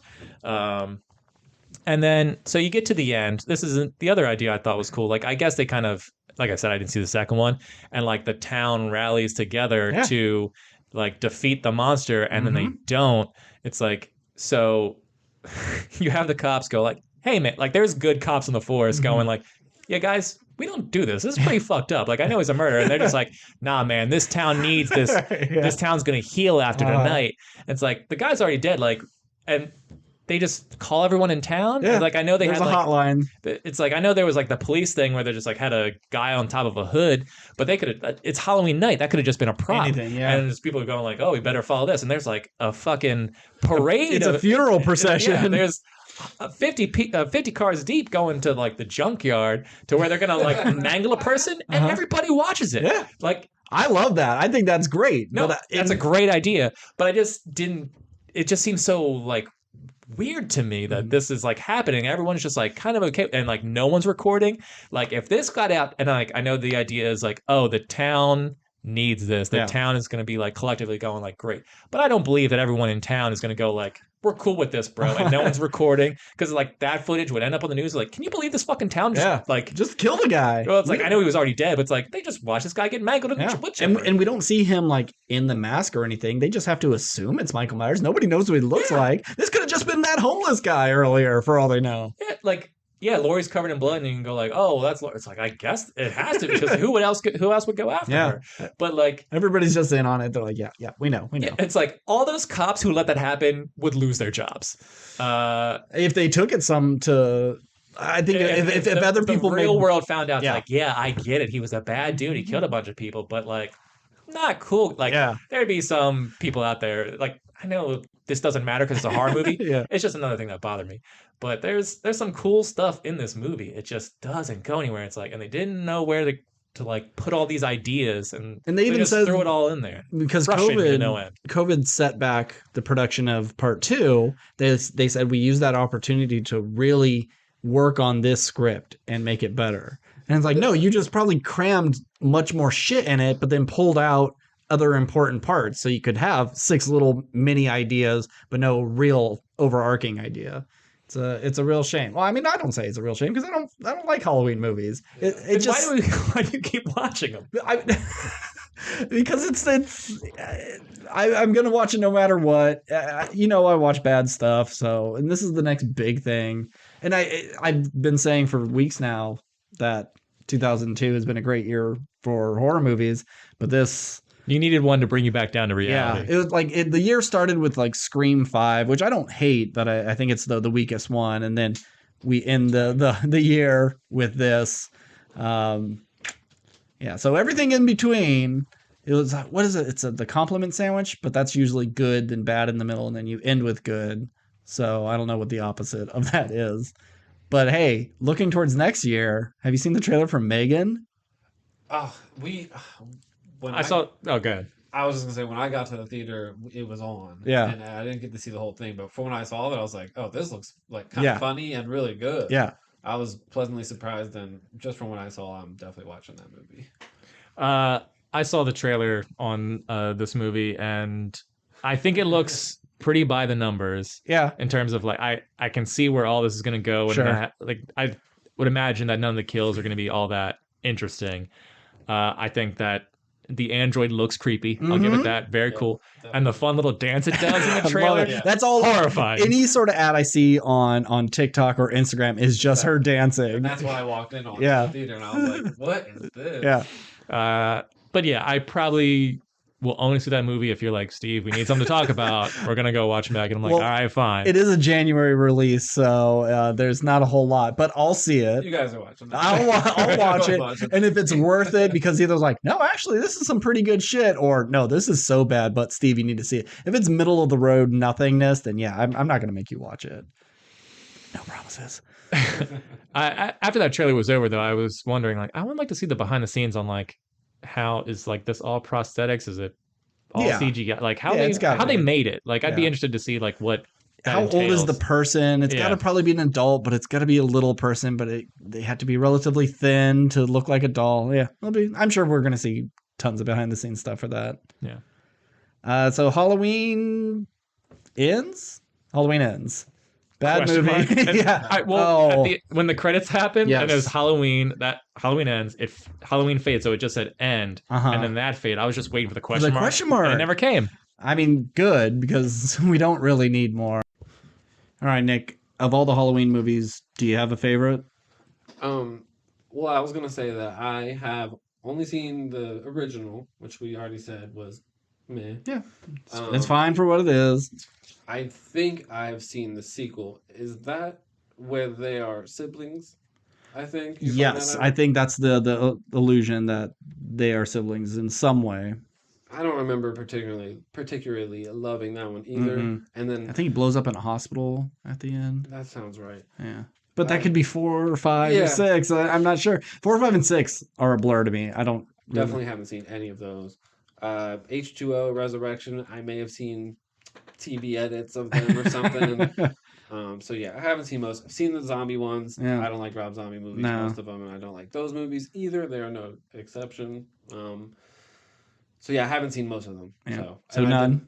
I didn't like this. Well, I've seen all these, Yeah. the 2018 and stuff. I like 2018. Kills is not good, and this was not good. Even worse. Yeah. I also don't like the Rob Zombie ones, but I think back to them and go, oh, I remember that. That was pretty cool. And I see pictures and like, oh, he's a pretty big, intimidating Michael Myers. I like how he looks in it. Yes. But yeah, it's not a very good movie. They do the origin of Michael Myers for the first half of the movie. Then they do the Laurie Strode stuff at the end, but try to cram the entire movie into a half a movie, and it doesn't work. But I do like the origin stuff. It's typical Rob Zombie of just white trash. Yeah, I was gonna say, like, I remember seeing the first Rob Zombie Halloween movie and not completely hating it. Yeah, it's not the worst thing out there. And but I definitely remember seeing the second one and thinking, I really don't like this guy's movies. And Yeah. it's been a while since I've seen it, so I don't know what made me think that, but the way he does movies, I just don't like how they look. And I've seen a good chunk of them. I haven't seen Lords of Salem, so I know I'm missing out on what a lot Yep. of people say is his best. Mm-hmm. But even like I remember I grabbed 31 from like a dollar bin for like $3 and like, oh, let's check this out. No, it's loud and neon and gross and annoying, just like everything he does. I thought I liked what was the first, House of a Thousand Corpses when it first came out. I was like, wow, that's a fucked up movie. But no, it's annoying. It's gross just to be gross, and it's not very well made. agreed. I think Devil's Rejects is better, but Yes. and I never saw 3 from Hell. I haven't seen 3 from Hell either. Yeah. But we did see Monsters. We did see Monsters, and Would you say Monsters is his best work? well, I was in and out of slumber with that movie, definitely, but that wasn't entirely the movie's fault. But it was not my favorite movie. Yeah. I did not enjoy what I saw of it. Yeah, bad stuff. Well, that's enough of that, I think. So, what would you rate it? I gave this a D+. Oh, am I going with letters? No, you can go with rate it. whatever. You have If you 4 wanna- gold stars, you know? If you want to rate it, I'd give it a chicken sandwich. Say that. Who cares, man? Ooh, we got chicken sandwich? Oof. This might be generous. No, I'm not even going to be that generous. It's a 3 out of 10 for me. Oh, I think that's pretty generous. That's like, isn't that average? Isn't that right in the middle? 3 out of 10 is like a 30. 3 out of 10 is like a 30. Oh, 3 out of 10. I'm sorry. I was thinking 3 out of 5. No. Yeah. So I would say 3 out of 10 for me. Yeah, that's pretty bad. I will go. I mean, it's pretty much exactly everything I expected. So I'm gonna go 2 out of 10. Okay. I'm gonna go with a Nick rating for this episode Yeah. since he's the guest. I just like out of 10 because it gives me a lot of room to Yeah. be Yeah. specific. I'll give it 1 star for having interesting ideas, and 1 star additionally for not being anything less than I thought it was gonna be. Okay. So 2 stars. So you're saying it could have been worse. Technically. A lot of things could have been worse. It just shouldn't have been any worse. Yeah, bad stuff. And I'm just happy that I have a Peacock subscription because I'm glad I didn't spend money on this. And I'm glad that I used like some points on my thing to make sure that even my girlfriend didn't have to pay. So I used my unlimited thing. Smart. She didn't have to pay. Smart. We did not support this terrible ending to a franchise that's overrated. Yep. Let franchises die. Yeah, you get your 3 and you're done. Not your 30. Yeah. All right, so we have a fun little game that we're gonna try. See how it works out. What are we calling it? Top 3 on 3 or 3 on 3? Well, since I like basketball, I went with kind of a basketball theme of 3 on 3. 3 on 3. And yeah, we just 3 different topics from 3 different people where we Jesus Christ. You could really, I think, reword anything and be like, oh, that's a porn category. Yeah. Correct. Yeah, so 3 different topics from that we've each picked beforehand, but we don't know each other's answers, and we're going to pick our top 3 from each category. Yeah. So, Steve, since you thought of this idea, I think you should start. Okay, so my topic was movies and/or scenes that make you cry. You can choose a movie where the whole time you felt emotionally connected to all the characters, or maybe there was a movie that like you didn't really feel much, but there was just one scene in it in particular where just like, ooh, this hit me straight in the feels. Are there any movies that people cry from beginning to end? The Notebook, maybe, I don't know. You'd think there'd be enough happy Or points. Requiem for a Dream, maybe. I don't think anyone's crying. I think they're just mouth agape. All right. Yeah, and I picked this topic because it's something people kind of don't usually talk about, and sometimes it's fun to see what makes 3 grown men cry, and because different things might work for different people. Sure. All right. So, what's your first pick? So my first pick would be the E.T.'s Goodbye in E.T. the Extraterrestrial.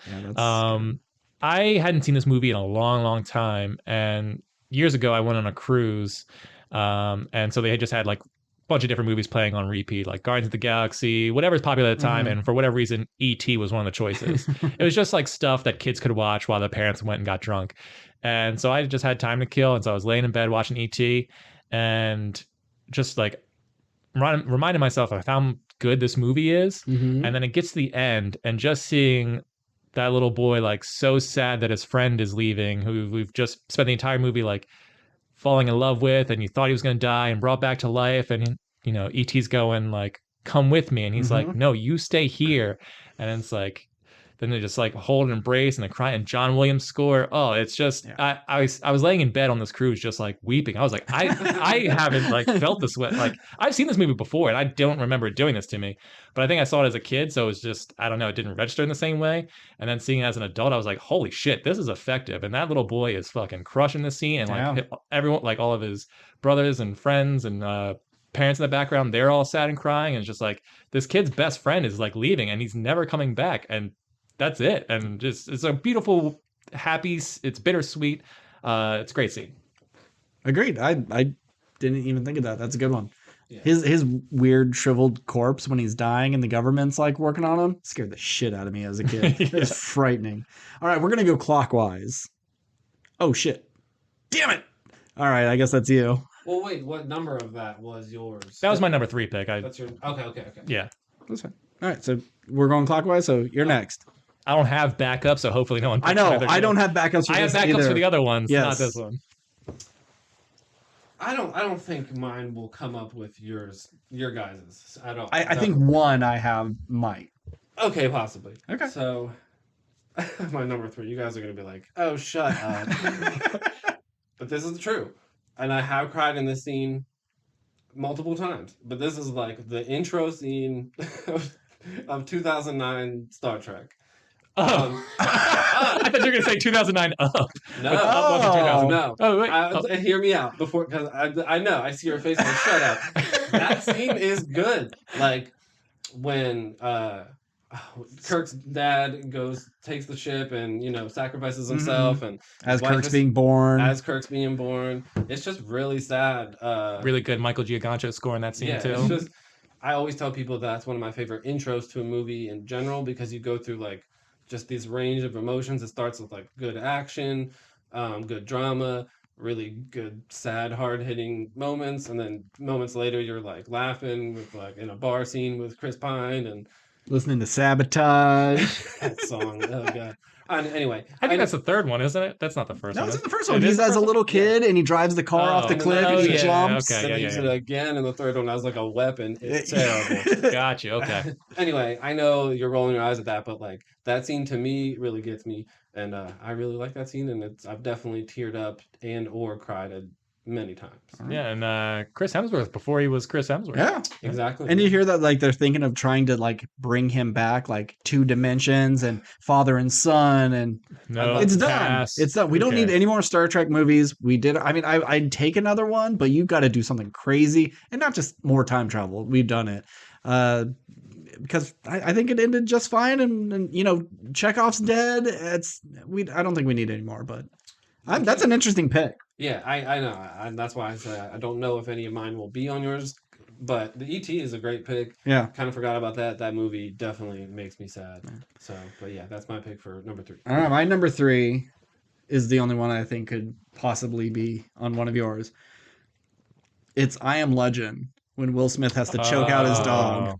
I'm a big animal lover. Good choice. I'm a cat guy, but I do love a dog, and his dog gets bit and infected. His dog's name is Sam? Sam. All right.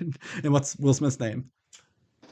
Sam. No, Robert Neville. Oh, that's right. That's right. Yeah. Way to yeah. go, Nick. And his dog gets infected, starts turning into a vampire dog, and he has to choke it out. Because I've had those thoughts of, if something really bad happened to an animal or one of my pets, if they got run over, their back legs are crushed, they're going to die, but it may take hours before it happens. Could I do that? Could I choke out my own cat just to keep it from suffering? And like, what a horrible choice to have to do. And he kills it, and you don't even see like the dog. It's just really below frame, and just with the movement and the implication, it's really excellent. And I didn't actually cry, because I gotta say, I've never truly cried at any movie. Boo. It's fine. I had a feeling you guys might not be as teary-eyed as me at Oh, times. no, I'm there with you. But I just wanted to see what...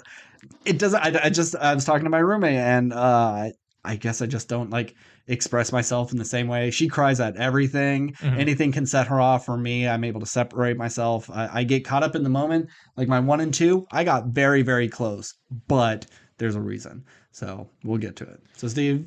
Yeah, I just want to say I'm a big dog lover, so I remember seeing that when I was a teenager, and that really like messed me up, because I also have the similar thoughts. It's just like, could I? Because people like, they cry. I was like, oh, I cried in Marley and Me, because they had to like put their dog down, and the dog got old, and it's like dogs die every day, and it's like, this was the only friend in the world he had. Like, this was the last connection to any sort of humanity left, and he had to like kill it to like not get bit, and it's just such a fucking bummer. Yeah. Good choice.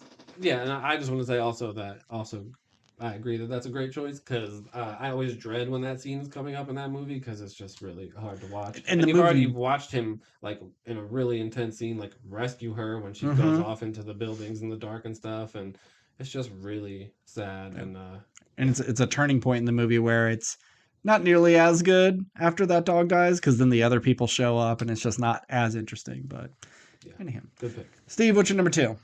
All right, my number 2 pick is the execution scene in The Green Mile. Oh, fuck. Yeah. This was the first movie to ever make me cry. I remember being on my parents' floor. I don't know how old I was. Probably no older than 14, maybe younger. And yeah, watching this sweet, gentle giant played by Michael Clark Duncan, they're putting the bag over his head and he's like, don't put me in there. I'm scared of the dark. And it's just like, oh, that's so fucking sad. Scared of the dark, and, boss. Yeah. And then you just have all these grown men in this movie who like know this guy's innocent, who know he didn't do this. And they're like, Tom Hanks is crying, Barry Pepper's crying. That one guy who you always see, and it's like, oh, it's that one guy. David Morris. Yeah. David Morris. And they're just like, and he's telling us like, I forget Tom Hanks' character, but it's just like, Tom, you got to give the order. Like, we can't do it unless like, and Tom Hanks shakes his hand and it's just so beautiful. And just like, they know they're killing an angel on earth and because they have to. Yep. And it's like, if he was just born in a different time. Yeah. Or just white. Or just white. Yeah. It's just like, but because he was a black man who tried to save these kids and he was just caught with the bodies. He now has to like suffer these crimes after we've seen him perform miracles. It's so brutal. It was the first time I ever like connected with something like this before, and just I've never forgotten it. And that movie is great. And we get like two really good villains. Like Percy is just what a little piece of shit. You hate him. And then Sam Rockwell is just an outwardly piece of shit. And I think that was like one of Sam Rockwell's like first roles. And I was like, it's early, but I think Ninja Turtles was his first one. But yeah, that's when I became a Sam Rockwell fan. Yeah, Sam Rockwell is great and everything. Yeah. Nick, number 2. So my number 2, hopefully again you guys don't know. All right, everyone start laughing. But maybe this is on, or maybe this movie may be on one of yours. I don't know. But the moment I picked was kind of like Frodo's closing narration on Return of the King, when he's just like, I have it kind of written down here because I was trying to get the right words, but where he's like, how do you pick up the threads of an old life? How do you, when in your heart you begin to understand there's no going back, that kind of stuff. And you're just like seeing them try to get back to normal life. And I don't know, that scene always gets me. You've been with these characters for like 3, usually when I'm watching them, extended edition lengths, these are your friends, you've seen this journey, and I totally understand how it'd be hard to get back to like normal, Shire, mundane life after that journey. So Sam did it. Well, Sam was the only one who we saw like got with a woman and had kids. Like he had other stuff going on. Yeah. But Frodo, he had the burden the whole time, and that's true. So not like a scene of like people interacting, but just like you got the music swelling, you got the montage kind of going of watching them try to get back to life, and he's got his real poignant narration. Always gets me. Yeah. So that's my number 2. And bringing that up, we didn't talk about Lord of the Rings. We'll talk about it next week. Talk about next week. It'll be the wrap up of those two. Yeah. Well, what about talking about it and then chopping it in before? God, it's so much work. And Is it really? It's not so much work, but I really have to plan it, and it doesn't always sound good. And I'm always afraid I'm gonna fuck it up, and then it's gonna just sound awful. Fine. So we'll do it next week. We also didn't talk about She-Hulk either, right? Oh yeah, I said like let's talk about She-Hulk, and then we just didn't. We'll just put a little thing on the front. Oops, my bad. Okay, so my number 2, I know is not on yours, but Monster with Charlize Theron and Christina Ricci. I watched that recently. Amazing movie. I've never seen it. Fairly recent. It's so good. She disappears in that role, and you don't see her as Aeon Flux or whatever. And as a big Christina Ricci fan, like that's how I saw it. It was just like, oh, Christina Ricci's gonna be in this. Well, of course I'm gonna watch it. And they have a really cute relationship. She, what's her name? Charlize Theron plays Eileen Wuornos, who became a quote unquote serial killer. She was a prostitute who would kill her Johns. She killed one that was raping her, and then just kind of got a taste for it, and it kind of assumed all men are gonna do this to me, so I'm just gonna start killing people. And she has to send Christina Ricci away. She's never been with a woman before, but there's just something about this relationship. Oh, you could actually kind of like bring me out of this darkness. And she's like, nope, I'm no good for you, and you need to go. And just sends her on a bus and just breaks down crying. And it really got me. I felt their relationship. And I was also really stoned at the time. And so I got really, really invested in it. And I got very close to crying because, she deserved the win for Best Actress of that. I mean, she did get it. But like she absolutely deserved it. It's just a heartbreaking scene. Like 2 of my favorite actresses. Steve, what's your number 1? All right. My number one. Well, Nick, you made me real nervous on your last one because I also have a Lord of the Rings moment. Surprise, so many. surprise. There's so many, yeah. But this one actually isn't sad tears. It's kind of just happy, beautiful tears, Mhm. and it's Sam's speech in the Two Towers. It makes me cry almost every single time I've seen it, and I've seen this movie 1,000 times. It's just, I think, what I love most about it is it kind of encapsulates the entire story of Lord of the Rings into like one 2-minute speech where it's like even darkness must pass, and the when the sun shines it'll shine out the clear, and you see this montage of like the Ents defeating Isengard and Mm. Merry and Pippin in there, and you see uh, Aragorn and Gandalf being victorious at Helm's Deep, and it's just like you had like this movie, you had all these characters in the most like dangerous situation possible, and no matter what, it's like we keep going and we keep telling stories because that's what's important and that's what connects us all and makes life worth living. And it's like there's some good in this world and it's worth fighting for, Mr. Frodo. And just it's just one of the most beautiful speeches in cinema history, and the look on Gollum's face, and he's just like, God damn, he's even getting me over here. Like, And I'm a weird cave monster. weird cave monster. It's beautiful and emotional and just like a perfect little like cap to the end of that movie, and it makes me cry all the time. I love it. Good choice. Yeah. All right, Nick, number one. Well, I'll say, I was gonna say in response to yours, I think I probably feel the same emotions in the scene that I'm watching. Like that, those movies just do a really good job of like, uh, good poetic like speech over an emotional scene or whatever. So Even yeah. like for Frodo can get me sometimes, Yeah. or they charge at Black Gate, or like them saying goodbye to each other on the ships, or there's 10 different scenes in those movies. Yeah, some of the like poetic dialogue on the show that Rings of Power gets me a little cringe sometimes, but I think there's no moment in the movies where I ever felt that way. So they're really well written. Okay. Anyway, my number one.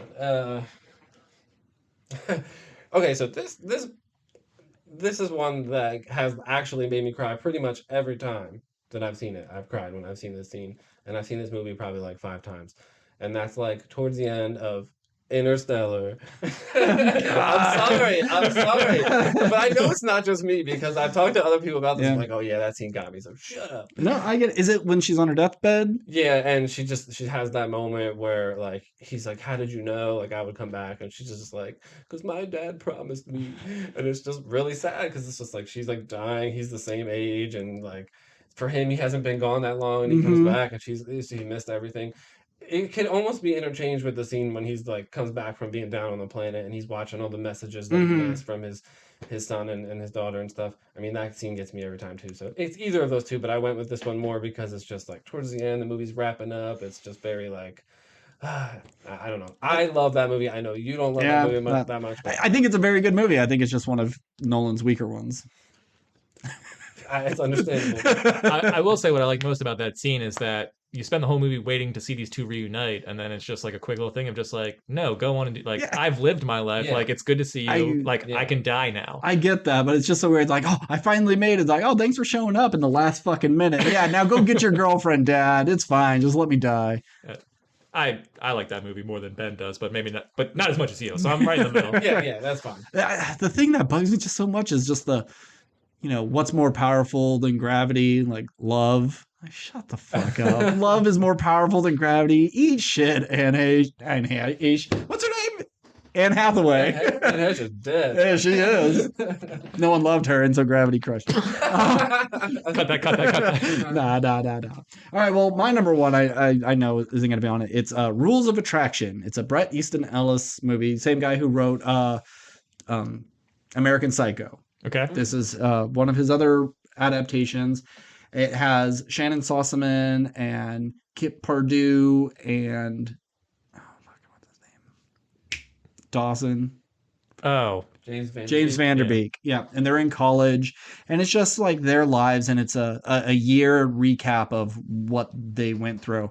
And James Van Der Beek is getting letters in his mailbox from A Secret Admirer, and he thinks it's Shannon Sossaman, but it's not. It's actually just this other random character who we don't know her name. You see her in the background of scenes, and you notice like, what's up with that girl? Was that just a bad extra, not knowing how to like not look at the camera?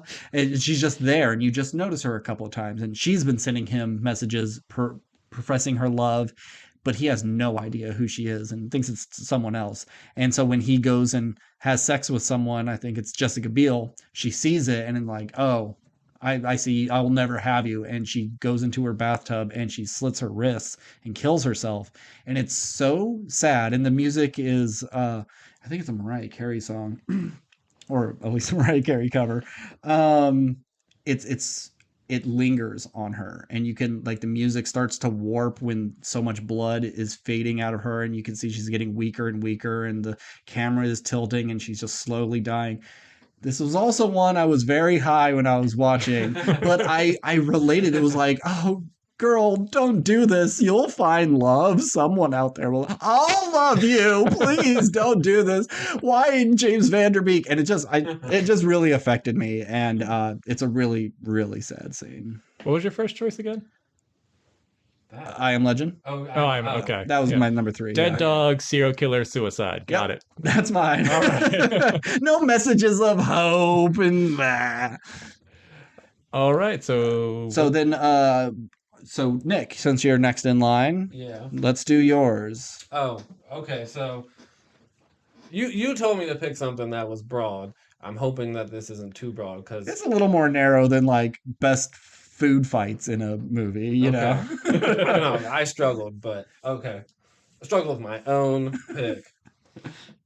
So my pick was we're doing top 3, so it's top 3 action scenes in movies, and I have so many of those. Yeah, So, which, you know, action could be anything. yeah, that's why I was, because it's hard, because I'm going through like fight scenes. You're thinking big blockbuster action scenes. It could be like lightsaber fights. You know, it's hard to narrow it down to 3. It really is. Yeah. So, anyway. I have a feeling I know at least one of each of yours. Oh, I'm sure. oh, I guarantee it. Can I just say I'll cut it out? Sure. You got The Raid, and you have Mad Max. They're on my list. Well, actually, I made like 10. Yeah. Because I figured like I know me and Nick are gonna be on the same page. So, I mean, I have some that are very obvious. yeah. So as it's well. just a matter of like I have things I can swap out. Yeah, for sure. Because this was the thing, like I found a clip and I was like, oh yeah, this is my pick. And then I was like, because I just YouTubed action scenes, I was like, Yeah. oh, I fucking Oh, yeah, forgot that about this one. one. Oh, this is good too. I think you're gonna have some good ones, Nick, just because you watch more like Hong Kong and Korean cinema, and there's a lot more of that. Like Police Story, I've never seen, but I know it's got great scenes. You see Yeah. more Jackie Chan. Police Story definitely. The mall scene was a scene that I wanted to use, but I get what you're saying. Mhm. But I also keep in mind that we only have 3. Yeah. So it's like I try to include. So anyway. Yeah. So what's your number 3? So that's my number 3. The Raid. And there's so many that you could pick. I mean, seriously, like The Raid 2 has some like Mhm. really spectacular fights. The kitchen fight with the assassin at the end. I'm a big fan of like one on a ridiculous amount Mhm. fights, like one versus a bunch, even if they're unrealistic to watch. And a lot of times you're like focusing on the choreography of like the guys in the background, and it's like they could be attacking right now, and they're just kind of like, you know, idle fighting game characters yeah. standing. But anyway, I chose the brothers versus Mad Dog fight okay. from the first movie.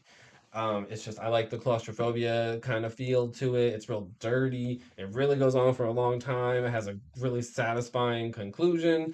They both are getting their asses handed to them at times. You know, they haven't seen eye to eye, and they like, you know, just seeing them working together to take out this guy. It's just a great fight. The choreography is crazy.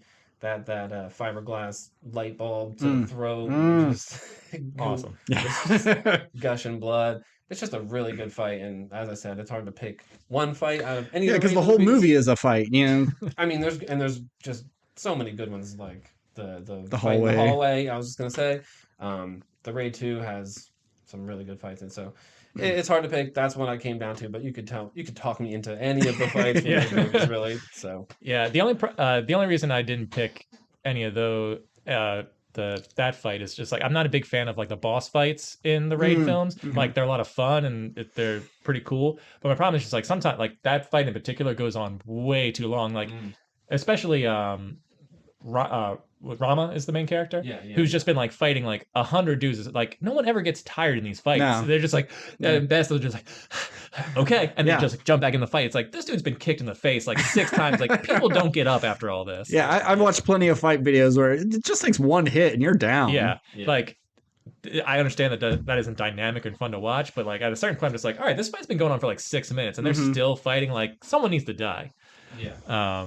But it's your turn. It's my turn. All right, so I like everyone else. I have a huge chunk, but I'm gonna go with Kung Fu Hustle, and either the it's when all the legends are revealed and like they've just been like living their solitary life, and then they bust out their hidden weapons that have been just part of their store's decor, and they fight the guys, and then you get the big fight with the mandolin twins throwing music blades out. Awesome. I mean, like, and every scene in that movie is fantastic, but I think the creativity of the fights it's just a live action Looney Tunes cartoon. It's fantastic. Yeah. Steve? All right. So my goal was to do 2 serious and 1 kind of silly one. Okay. So my silly one is the opening scene to Team America World Police. So this scene, well, first you have puppets, and then you pull back, and it's a guy doing a marionette of puppets, which is just funny in of itself.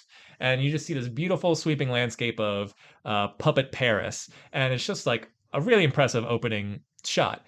But then we have Team America show up, and they just terrorists show up, and they have a bomb, and then Team America comes in, and they're like, all right, let's stop these guys from blowing stuff up by blowing everything up. We're talking rocket launchers, we're talking ships shooting missiles, the Eiffel Tower comes down, destroys that other monument whose name slips my mind at the time. But in particular, there's one moment in the opening scene that might be one of my favorite fight scenes of all time, and that is the one member of Team America fighting the terrorist, and they have like because they can't really do dynamic hand-to-hand combat, so it's just 2 puppets in one wide shot, just like next to each other, like moving their arms and legs around, and it's just taken so seriously, and then it just kind of ends, and it's just the dumbest thing possible, but I love it. Team America is one of my favorite comedies of all time, and I just wanted to throw a fun one into this list because that fight scene always makes me laugh. All right. That marionette fight scene that you were just talking about is coincidentally the moment where not too long ago I showed that movie to my girlfriend, and that's the moment we got to where I turned it off and I was like, I'm sorry. Like I like that movie, but like sometimes when you're showing it to someone, you're like, you start worrying like, is this really I think I tried that once, and I was like, I am never showing another girl this movie again. Yeah, I kind of wanted to get to the sex scene because I think she would have thought that was pretty funny. But once it got to that like marionette fight, and I was like, yeah, we'll turn it off. We'll try something else. Yeah, it's a very particular brand of humor that not for sure. Nick, what's your number 2? Okay, so number 2, I had this like movie in general at my number 2 spot, and I had to pick between 2 scenes in it. Like I knew it was gonna be in like number 2.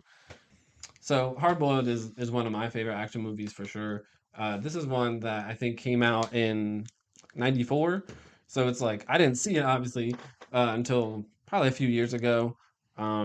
It's just so good. And this like opening scene, it's really tense. It's like he's got 2 cops undercover in a tea house while like there's gang in there trying to sell guns, like arms, and they're trying to do a deal, and then you have like a rival gang member in there trying to like take them out at the same time.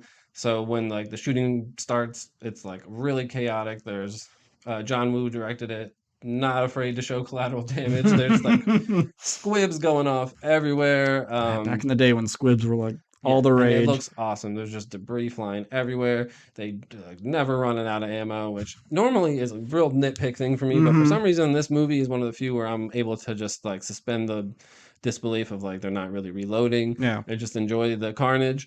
Yeah, there's just people getting killed and like collateral damage, like death-wise, with people getting killed. There's a lot of good like choreography with like sliding down the poles, dual wielding. It's just a great shootout. It goes on for just the right amount of time, and the fact that that's like the pace that the movie starts at, it's just like you know you're in for like really good action scenes.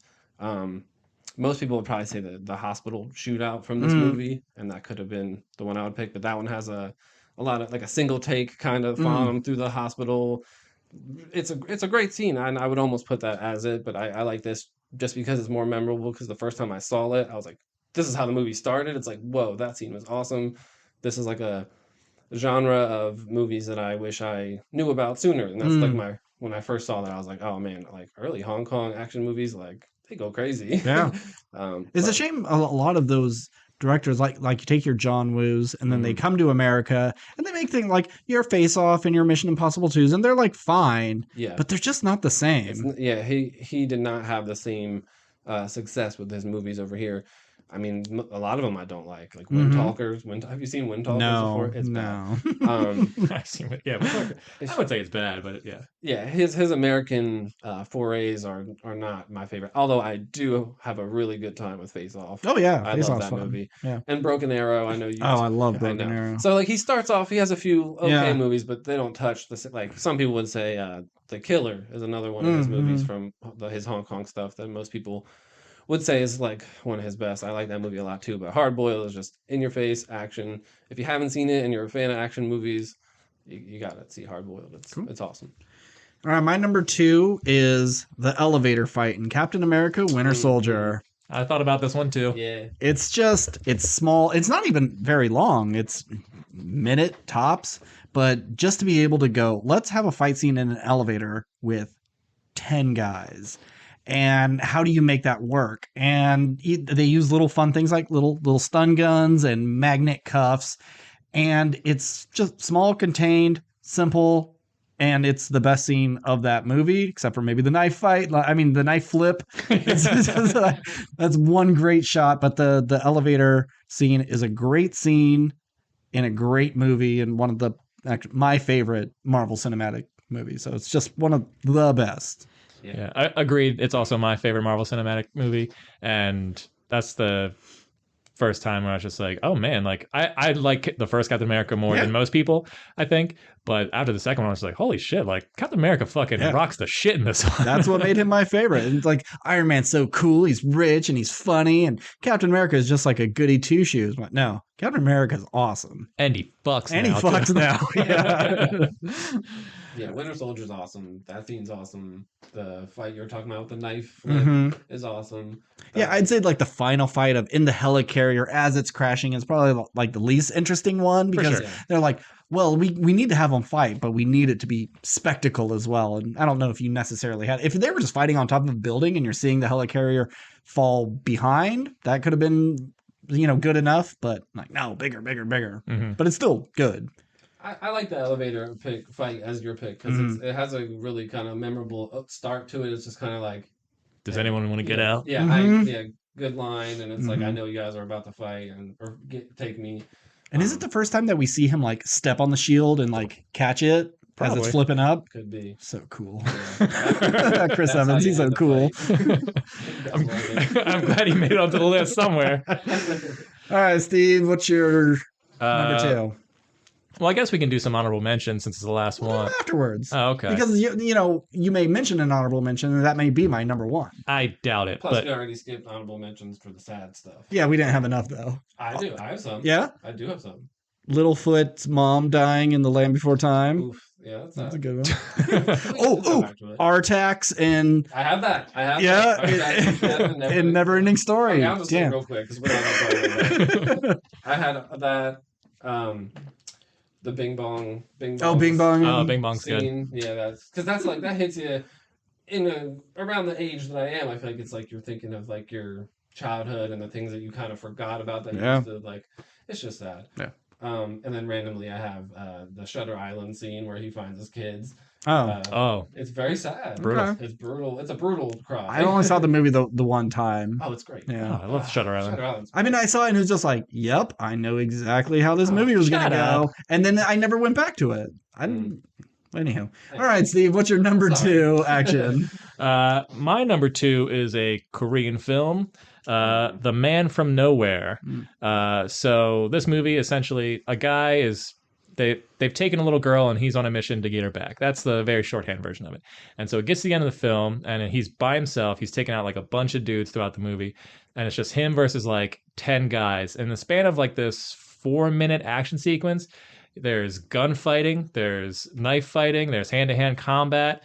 There's an emotional toll of like you think the little girl's dead because they toss eyeballs at him. And it's like this is from her fucking skull. Jesus. And it's just him going on a rampage, and it's brutal. And it's not like it's highly choreographed, but you never feel like it's a Hollywood movie because like every motion he does is like for like as quick a kill as possible, unless he's like at one point he's like using dudes as a human shield, but he's also like dragging a dude and like he's slicing his wrist as he's dragging them backwards to like get away from the other guys. And then you have like your final boss fight of like one-on-one with this other guy, and it's just like this quick little like back and forth knife fight, and they're just like blocking each other with these small knives, and it's fucking awesome. It's a really great scene, and it's a great way to end essentially the finale of the movie. And it just made me want to do kung fu, even though like I know I couldn't do any of this stuff. I die instantly, but I just got so pumped after watching that scene. And it's a movie I don't think many people have seen, but it's a fantastic movie if you like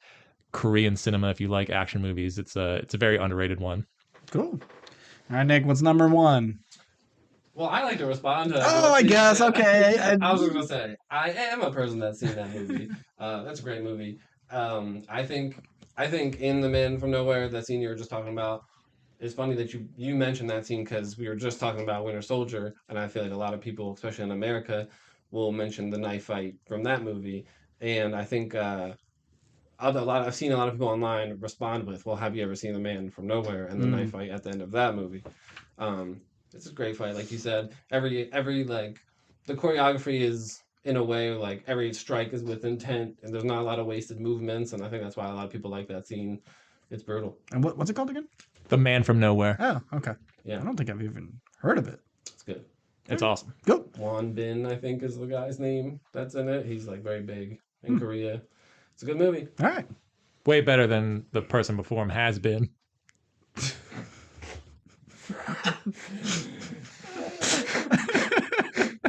That's a good joke, Steve. I'm sorry. Edit that in twice. I want to hear that 2 times. I'll put it at the tag at the end of the. Oh shit! My bad.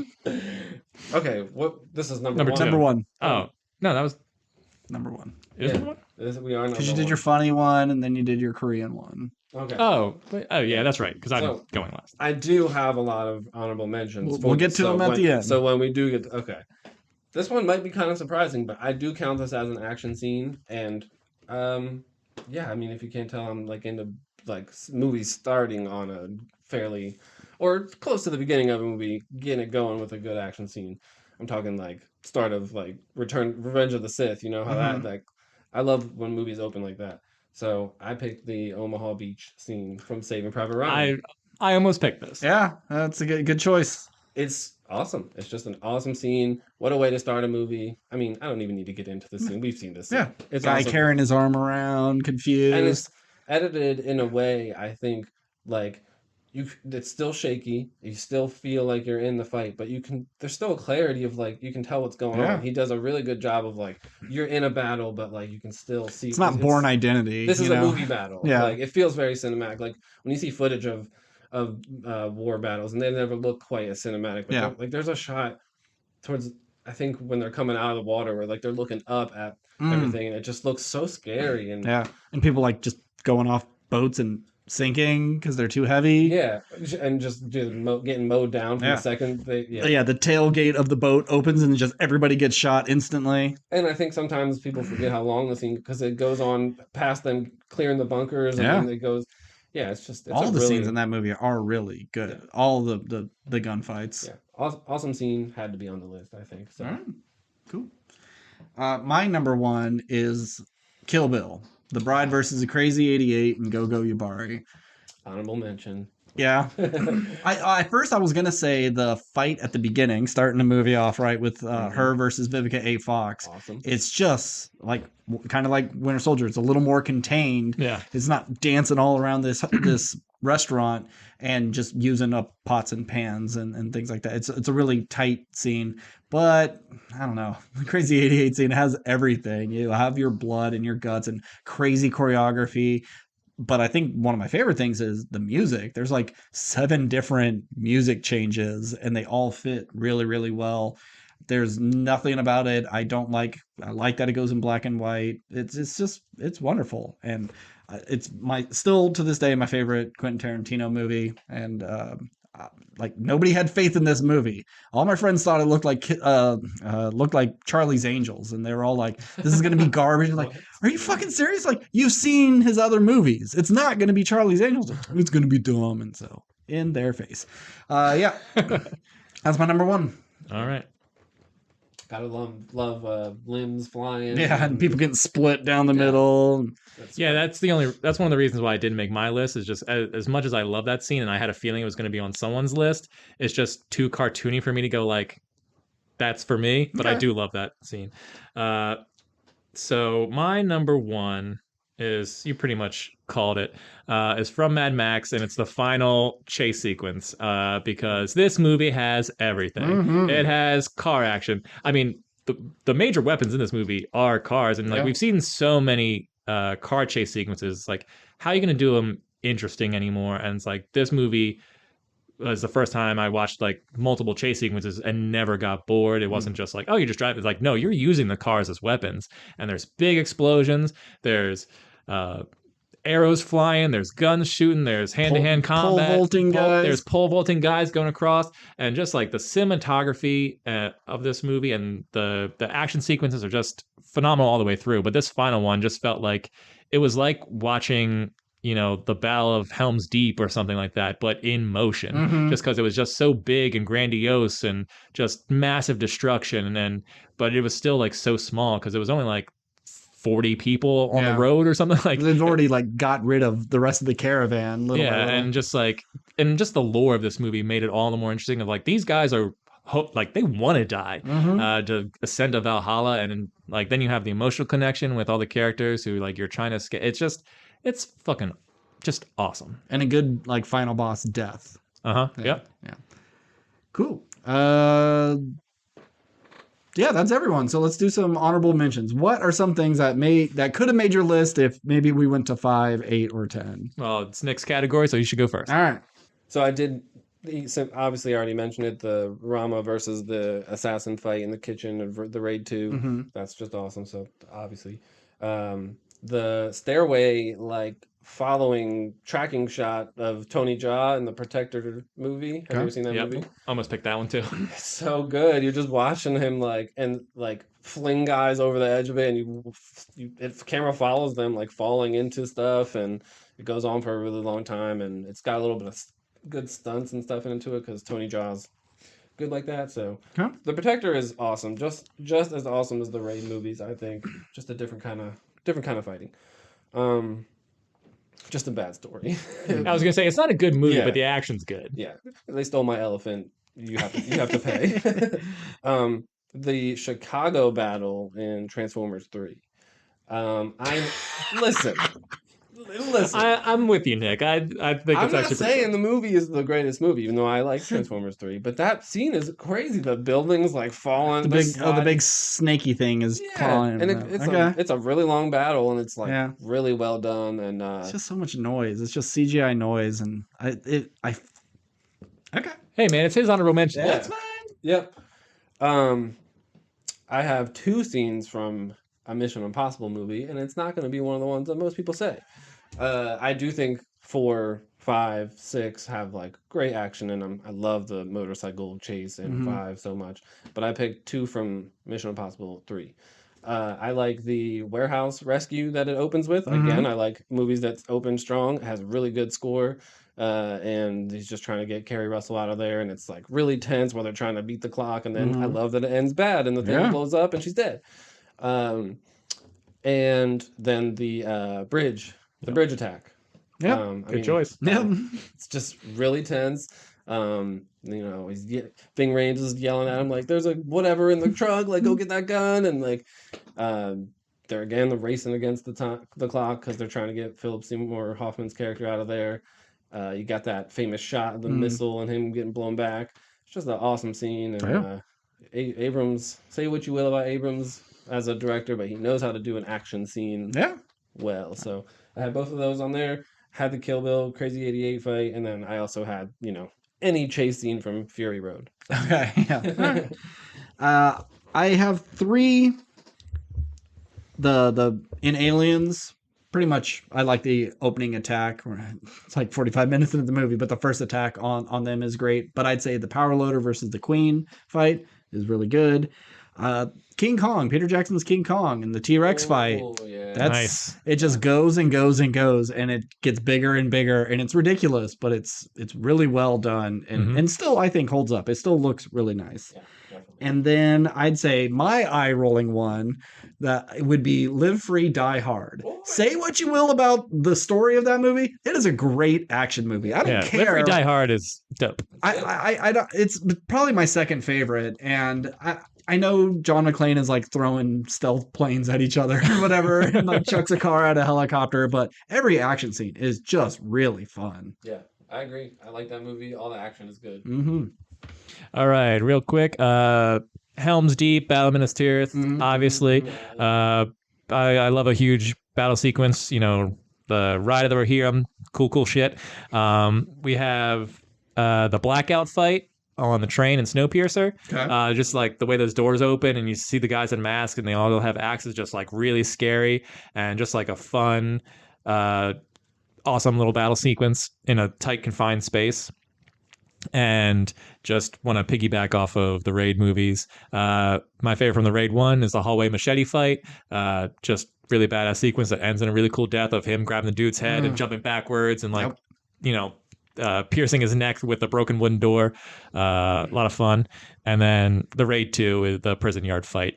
Just seeing all the action going on simultaneously and like dudes running over who like he's trying to fight one guy and another guy comes over and like hits him in the back of the head or like pulls him off, so he's got to kill this guy. And just so many moving pieces in this like dirty, muddy pit where they're all just massacring each other for seemingly no reason. Yep. It's just awesome.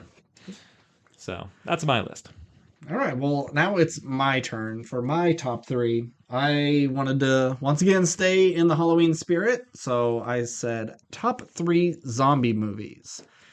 I thought this one was good because we all like horror movies kind of to a different degree, and Steve is definitely on the lower side of that, and he hasn't seen as much, so I really am interested of the ones you have seen, what is the best for you. So my number three for best zombie movie is The Girl with All the Gifts. Really interesting, different take. It's after the apocalypse has happened, and this is. Have you seen this, Steve? I think you would. No, you would like it. It's a lot more like Last of Us. They're fungal zombies, and if they can smell you in your breath and your sweat, so they have to like put a gel over themselves so they can like walk through the cities and not be detected. And then once they do, they just turn into crazy mad zombies. But there's a bunch of kids that they are infected, but they've been able to kind of like teach them to not be feral monsters. So they're more or less normal, but if they do smell your spit, they will go nuts. And it's the whole facility kind of goes under and they have to go on the run, and it's just different and you just it's really unique. And you normally see zombies as just like bloodthirsty monsters and they're just rotting and decayed, but they have a different look, and it's pretty tense and really good. I also really like that movie. Yeah. I think it came out. The Last of Us, the game had already been out because Yes. I remember hearing people say, "Oh, those are like Last of Us zombies." Mm-hmm. It's like they do a really good job in that movie with the budget. Like Mm-hmm. It's a really well done, low budget movie. Like it feels very cinematic. Mm-hmm. Yeah, I agree. I haven't thought about that movie in a while, but Yeah. I like that movie. Steve, what's your number three?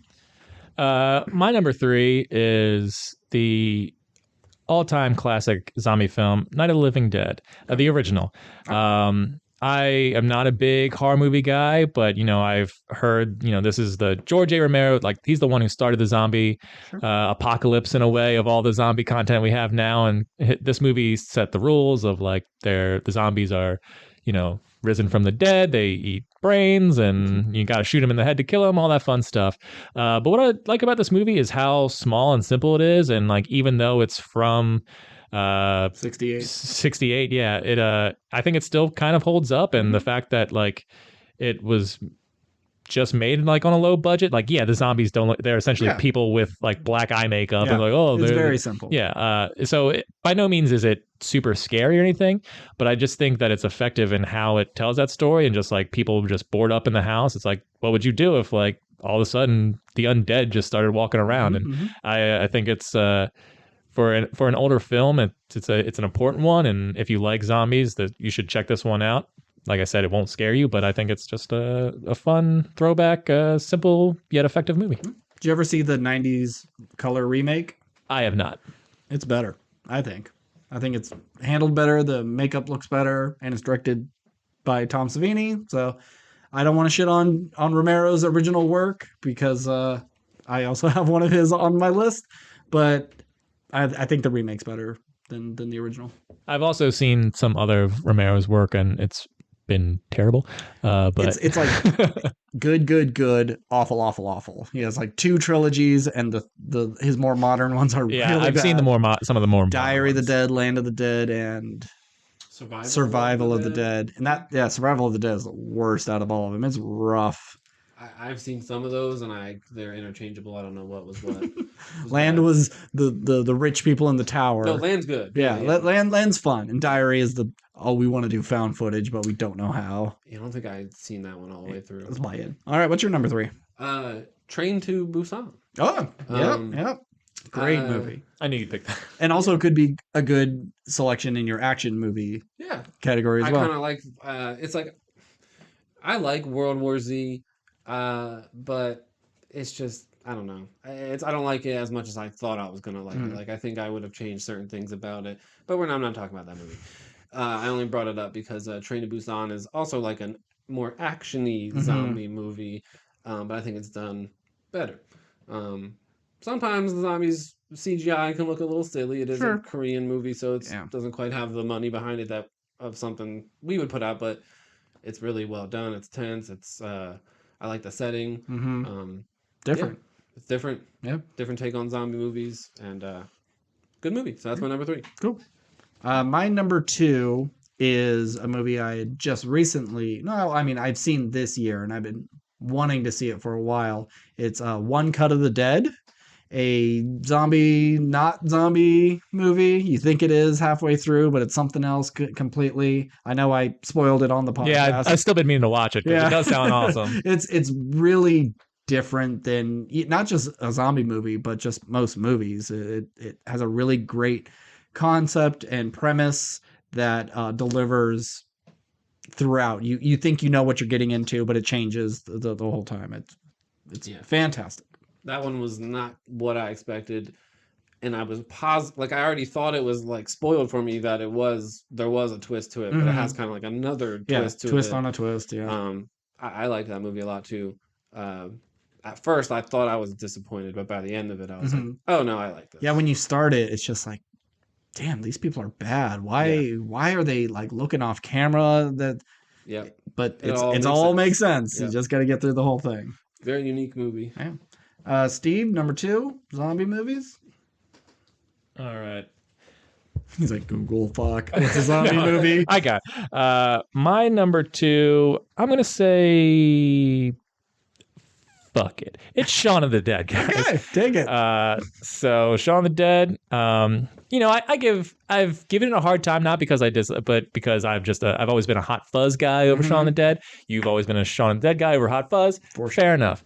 But man, this movie, it really showed the world what Edgar Wright was and what to expect, and we haven't gotten a bad movie from him yet. And it's just fun, and it's also like where we meet Simon Pegg and Nick Frost and everything, and just like it's just a fun take on the zombie apocalypse. It's just like, what if 2 stoner losers are like the heroes of the story, and they have to like grow up in this awful scenario, and just so many iconic, jokes and funny scenes and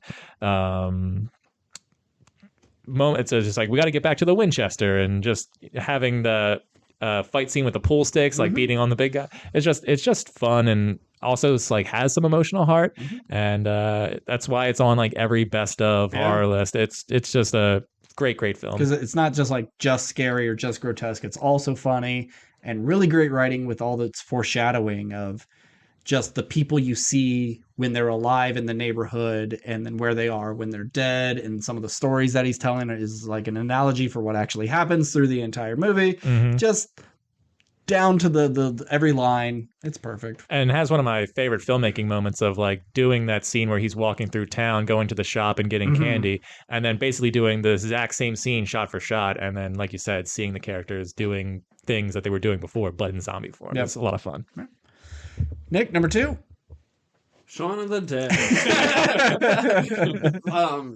For every reason that he just said. So, but because you picked that one, although I also want to everything you said and add that there's the death in the Winchester of like I forget the guy, but they pull him through from the window, and they pull him apart, and it's just really good gore. Yeah, and I love me some good gore, so that scene always sticks in my mind. But since he picked that, then I'll put an alternate in as I guess 28 Days Later. I love that movie. I always remember the scene of him just like running through the city. It's just really tense and scary, and it's a dirty movie. I like how it looks. I also really like 28 Weeks Later. It has some bad stuff into it, but man, that opening scene, I would almost put that movie instead of this, just because I love that opening scene of him like abandoning his wife and the kid, and he's like, "No, I'm not gonna fucking die." See ya. It's hard to watch, but it's good. I like. But he gets his. He does. So I'll say 28 Days Later. Because he said Shaun of the Dead. Okay. Yeah, I like it. I do think when they meet the army at the end, it dips a little. It's not as interesting. Where 28 Weeks is, I think, more consistent, and it's more of an action movie than like a suspense thriller. I would almost put Weeks. Honestly, I really do like 28 Weeks. Yeah, it's really good. All right, my number 1 is Day of the Dead, the third in Romero's trilogy. Dawn of the Dead used to be my favorite because I think it was just a more wish fulfillment of, man, wouldn't it be cool to be in a mall and you get to just like fuck around and you get to eat all the ice cream at Dairy Queen and, all the things that they do. But as I got older, I realized Day of the Dead is a much better movie, and they have time to just sit around and talk about the world and how we have all these statistics of things that happen, and it doesn't matter anymore because the world is not the same. And we have, of all his original 3, the best zombie makeups. You want to talk about people getting ripped apart? They're the main dude. What's his name? General something. But anywho, he's a real big piece of shit, and it gets ripped apart at the end, and it's disgustingly amazing. And we have the best zombie of all time in Bub, a trained zombie who can like make a phone call and shoot a gun and salute, and he's delightful and he's adorable and he's the best. But Day of the Dead is just one of my favorite movies of all time, not just best zombie movies. It's just an excellent movie. All right, so my number 1 probably would have been 28 Days Later, but since Nick picked that, I'm going to pick the sequel 28 Weeks Later, because I think there is an argument to be made that 28 Weeks is just as good as 28 Days.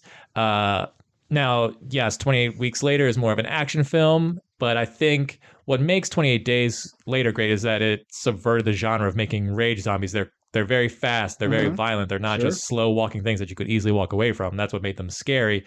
But 28 Days Later is a very much smaller film, where 28 Weeks Later just says, all right, we're going to take everything from the first one and just make it bigger. And I think that, like you said, the opening scene is like really fucking awesome. And I loved, we get early Jeremy Renner and Rose Byrne. Yeah. And Imogen Poots. Yeah, we love saying her name. But I just... Also, like when the military is just like kind of tear gassing and flamethrowing like anything that moves, and just I love that like last scene with Jeremy Renner where he like gets out of the car and like pushes the car away and he just kind of like gives him a wink as he like sacrifices himself, and he's like, yeah, I'm gonna get flamethrown to death. And I think it's just a really, no one ever really thinks about it anymore because it's always just been 28 Days Later, but 28 Weeks Later is fucking awesome. And it's worth a rewatch because I haven't seen it in a while, Yeah. but I remember really digging it. It was surprised me because usually like sequels to horror movies don't really add much to the conversation. Sure. It's just retreading the same ground or just making it dumber. Mhm. Where I think this movie does the first one complete justice. And why didn't we get it 28 months later? It's like the perfect setup, and then you do it 28 years, and that's the end of it. You know? I don't know. Seems like a missed opportunity. Yeah. All right, Nick. Resident Evil. 2 Resident Evil No. Apocalypse. Welcome to Raccoons. Like that. Oh God. Zack Snyder's Dawn of the Dead. Okay. I We got a night, dawn, and day. All right. I haven't seen some of the originals of like Dawn of the Dead and Day of the Dead. I think I've seen Day of the Dead because when you were talking about it, I They're was in like, an underground bunker. yeah, I definitely remember that. So, but it's like a movie I've seen one time. This movie I like a lot. I have to credit my older brother for making me watch this one. But man, I just love that opening scene. And then you're just like watching her run, and you're seeing the zombie virus like spread in real time, kind of. Yeah, you're only in like a suburban neighborhood, And it's and there's still- already like, Cars ambulances crashing. flipped upside Yeah. down and stuff on fire. Yeah, and it's cool the way they have it. Like you're just overhead, kind of watching it. I like that scene a lot. And then everything that you said about Dawn of the Dead, even the original, because they're in a mall in the original too, is like the mall thing. You're Yeah. hanging out in a mall. It's like, well, if I gotta be in a zombie apocalypse, what better, cooler place to be Yeah. in? And then what Steve was saying, like that was one of my earlier versions of zombies that like sprint at you and are really like not messing around. So I always like that about it too. So yeah, I gotta go with Dawn of the Dead. Yeah, I One love of that Zack movie. Snyder's the best because he's got a lot of misses for me. So You sure do. I remember leaving the theater of that and going like, movie fucking sucked. You can't touch Dawn of the Dead. I was like a real dumb asshole. And it took a second rewatch, like, fine, I'll admit it. It is really good. Like, I just didn't want to admit it. Yeah. But I have some honorable mentions I want to bring up. I'm sure they're probably the same as mine, or some of them are. No, I don't think so. Okay. Actually, I only have 2 because you did say Shaun of the Dead. I put it down because just in case no one said it, it had to be mentioned. One's called Cargo. It's on Netflix with Bilbo, Martin Freeman. yes, Martin Freeman. oh, I've heard of this. It's an Australian movie, and he's just like has his daughter, and he has to try to outmaneuver zombies, and it's just based on a short of someone finding a zombie where the baby's in a little thing on its back, but put a stick in front of it and like hung a dead rabbit. So the zombie's walking to try to get the rabbit to avoid trying to get the baby on its back. Very clever, pretty interesting. And the other one I have is called Cured. I just randomly picked this one. I think it's one of Elliot Page's movies, and I think it's a British film. But a zombie apocalypse happened, and then they found a cure. And so they were able to bring some of these zombies back. But the thing is, you remember everything you did as a zombie. So you ate your children, you remember eating your children, and you had no control over it. So the world is kind of split. Like, how fucking dare you? You killed people in your neighborhood. Like, I didn't control. I couldn't do anything. Like, yeah, whatever. You really wanted to. And it's very different. You don't see cured zombies all that often, unless it's warm bodies and you get cured by love or something like that. But those are my 2 honorable mentions. I have my honorable mentions. Zombieland, Oh yeah, ton of fun. Yeah. You know, Zombieland too.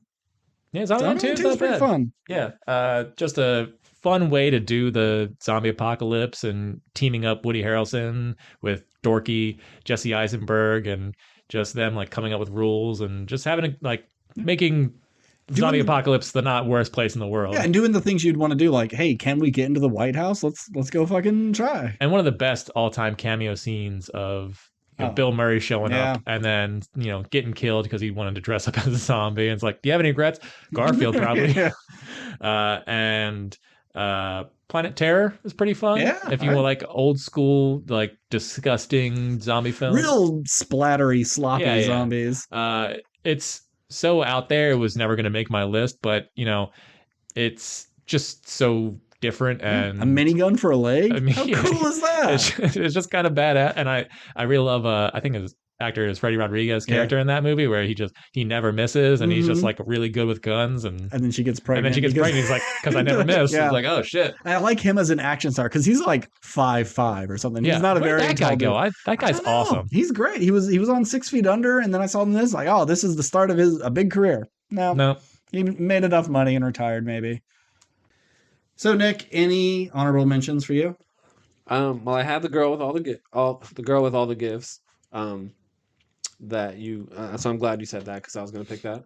I had the 28 days and 28 weeks, but obviously we said those. And the only other thing I had was Scooby-Doo Zombie Island. I liked that movie a lot as a kid, and I don't know if you can count that as a zombie movie, but it's a movie and there's zombies in it. So, okay.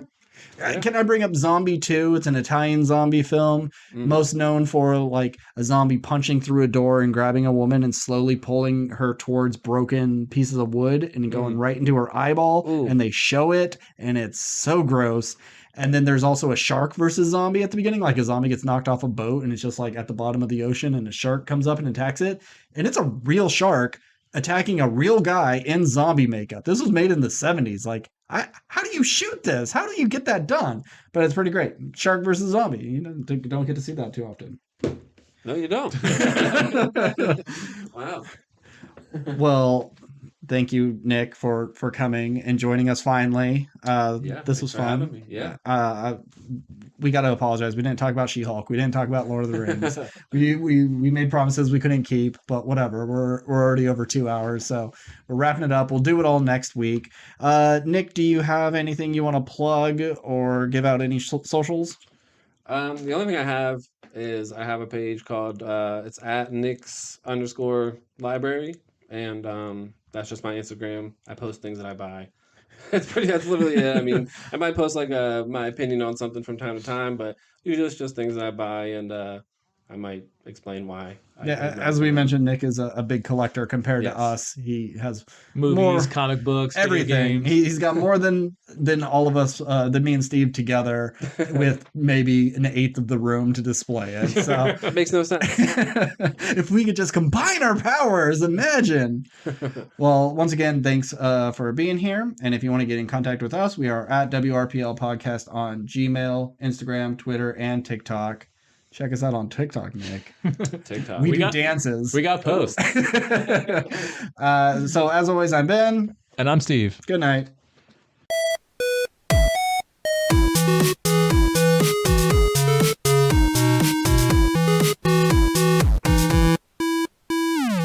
The Bing Bong.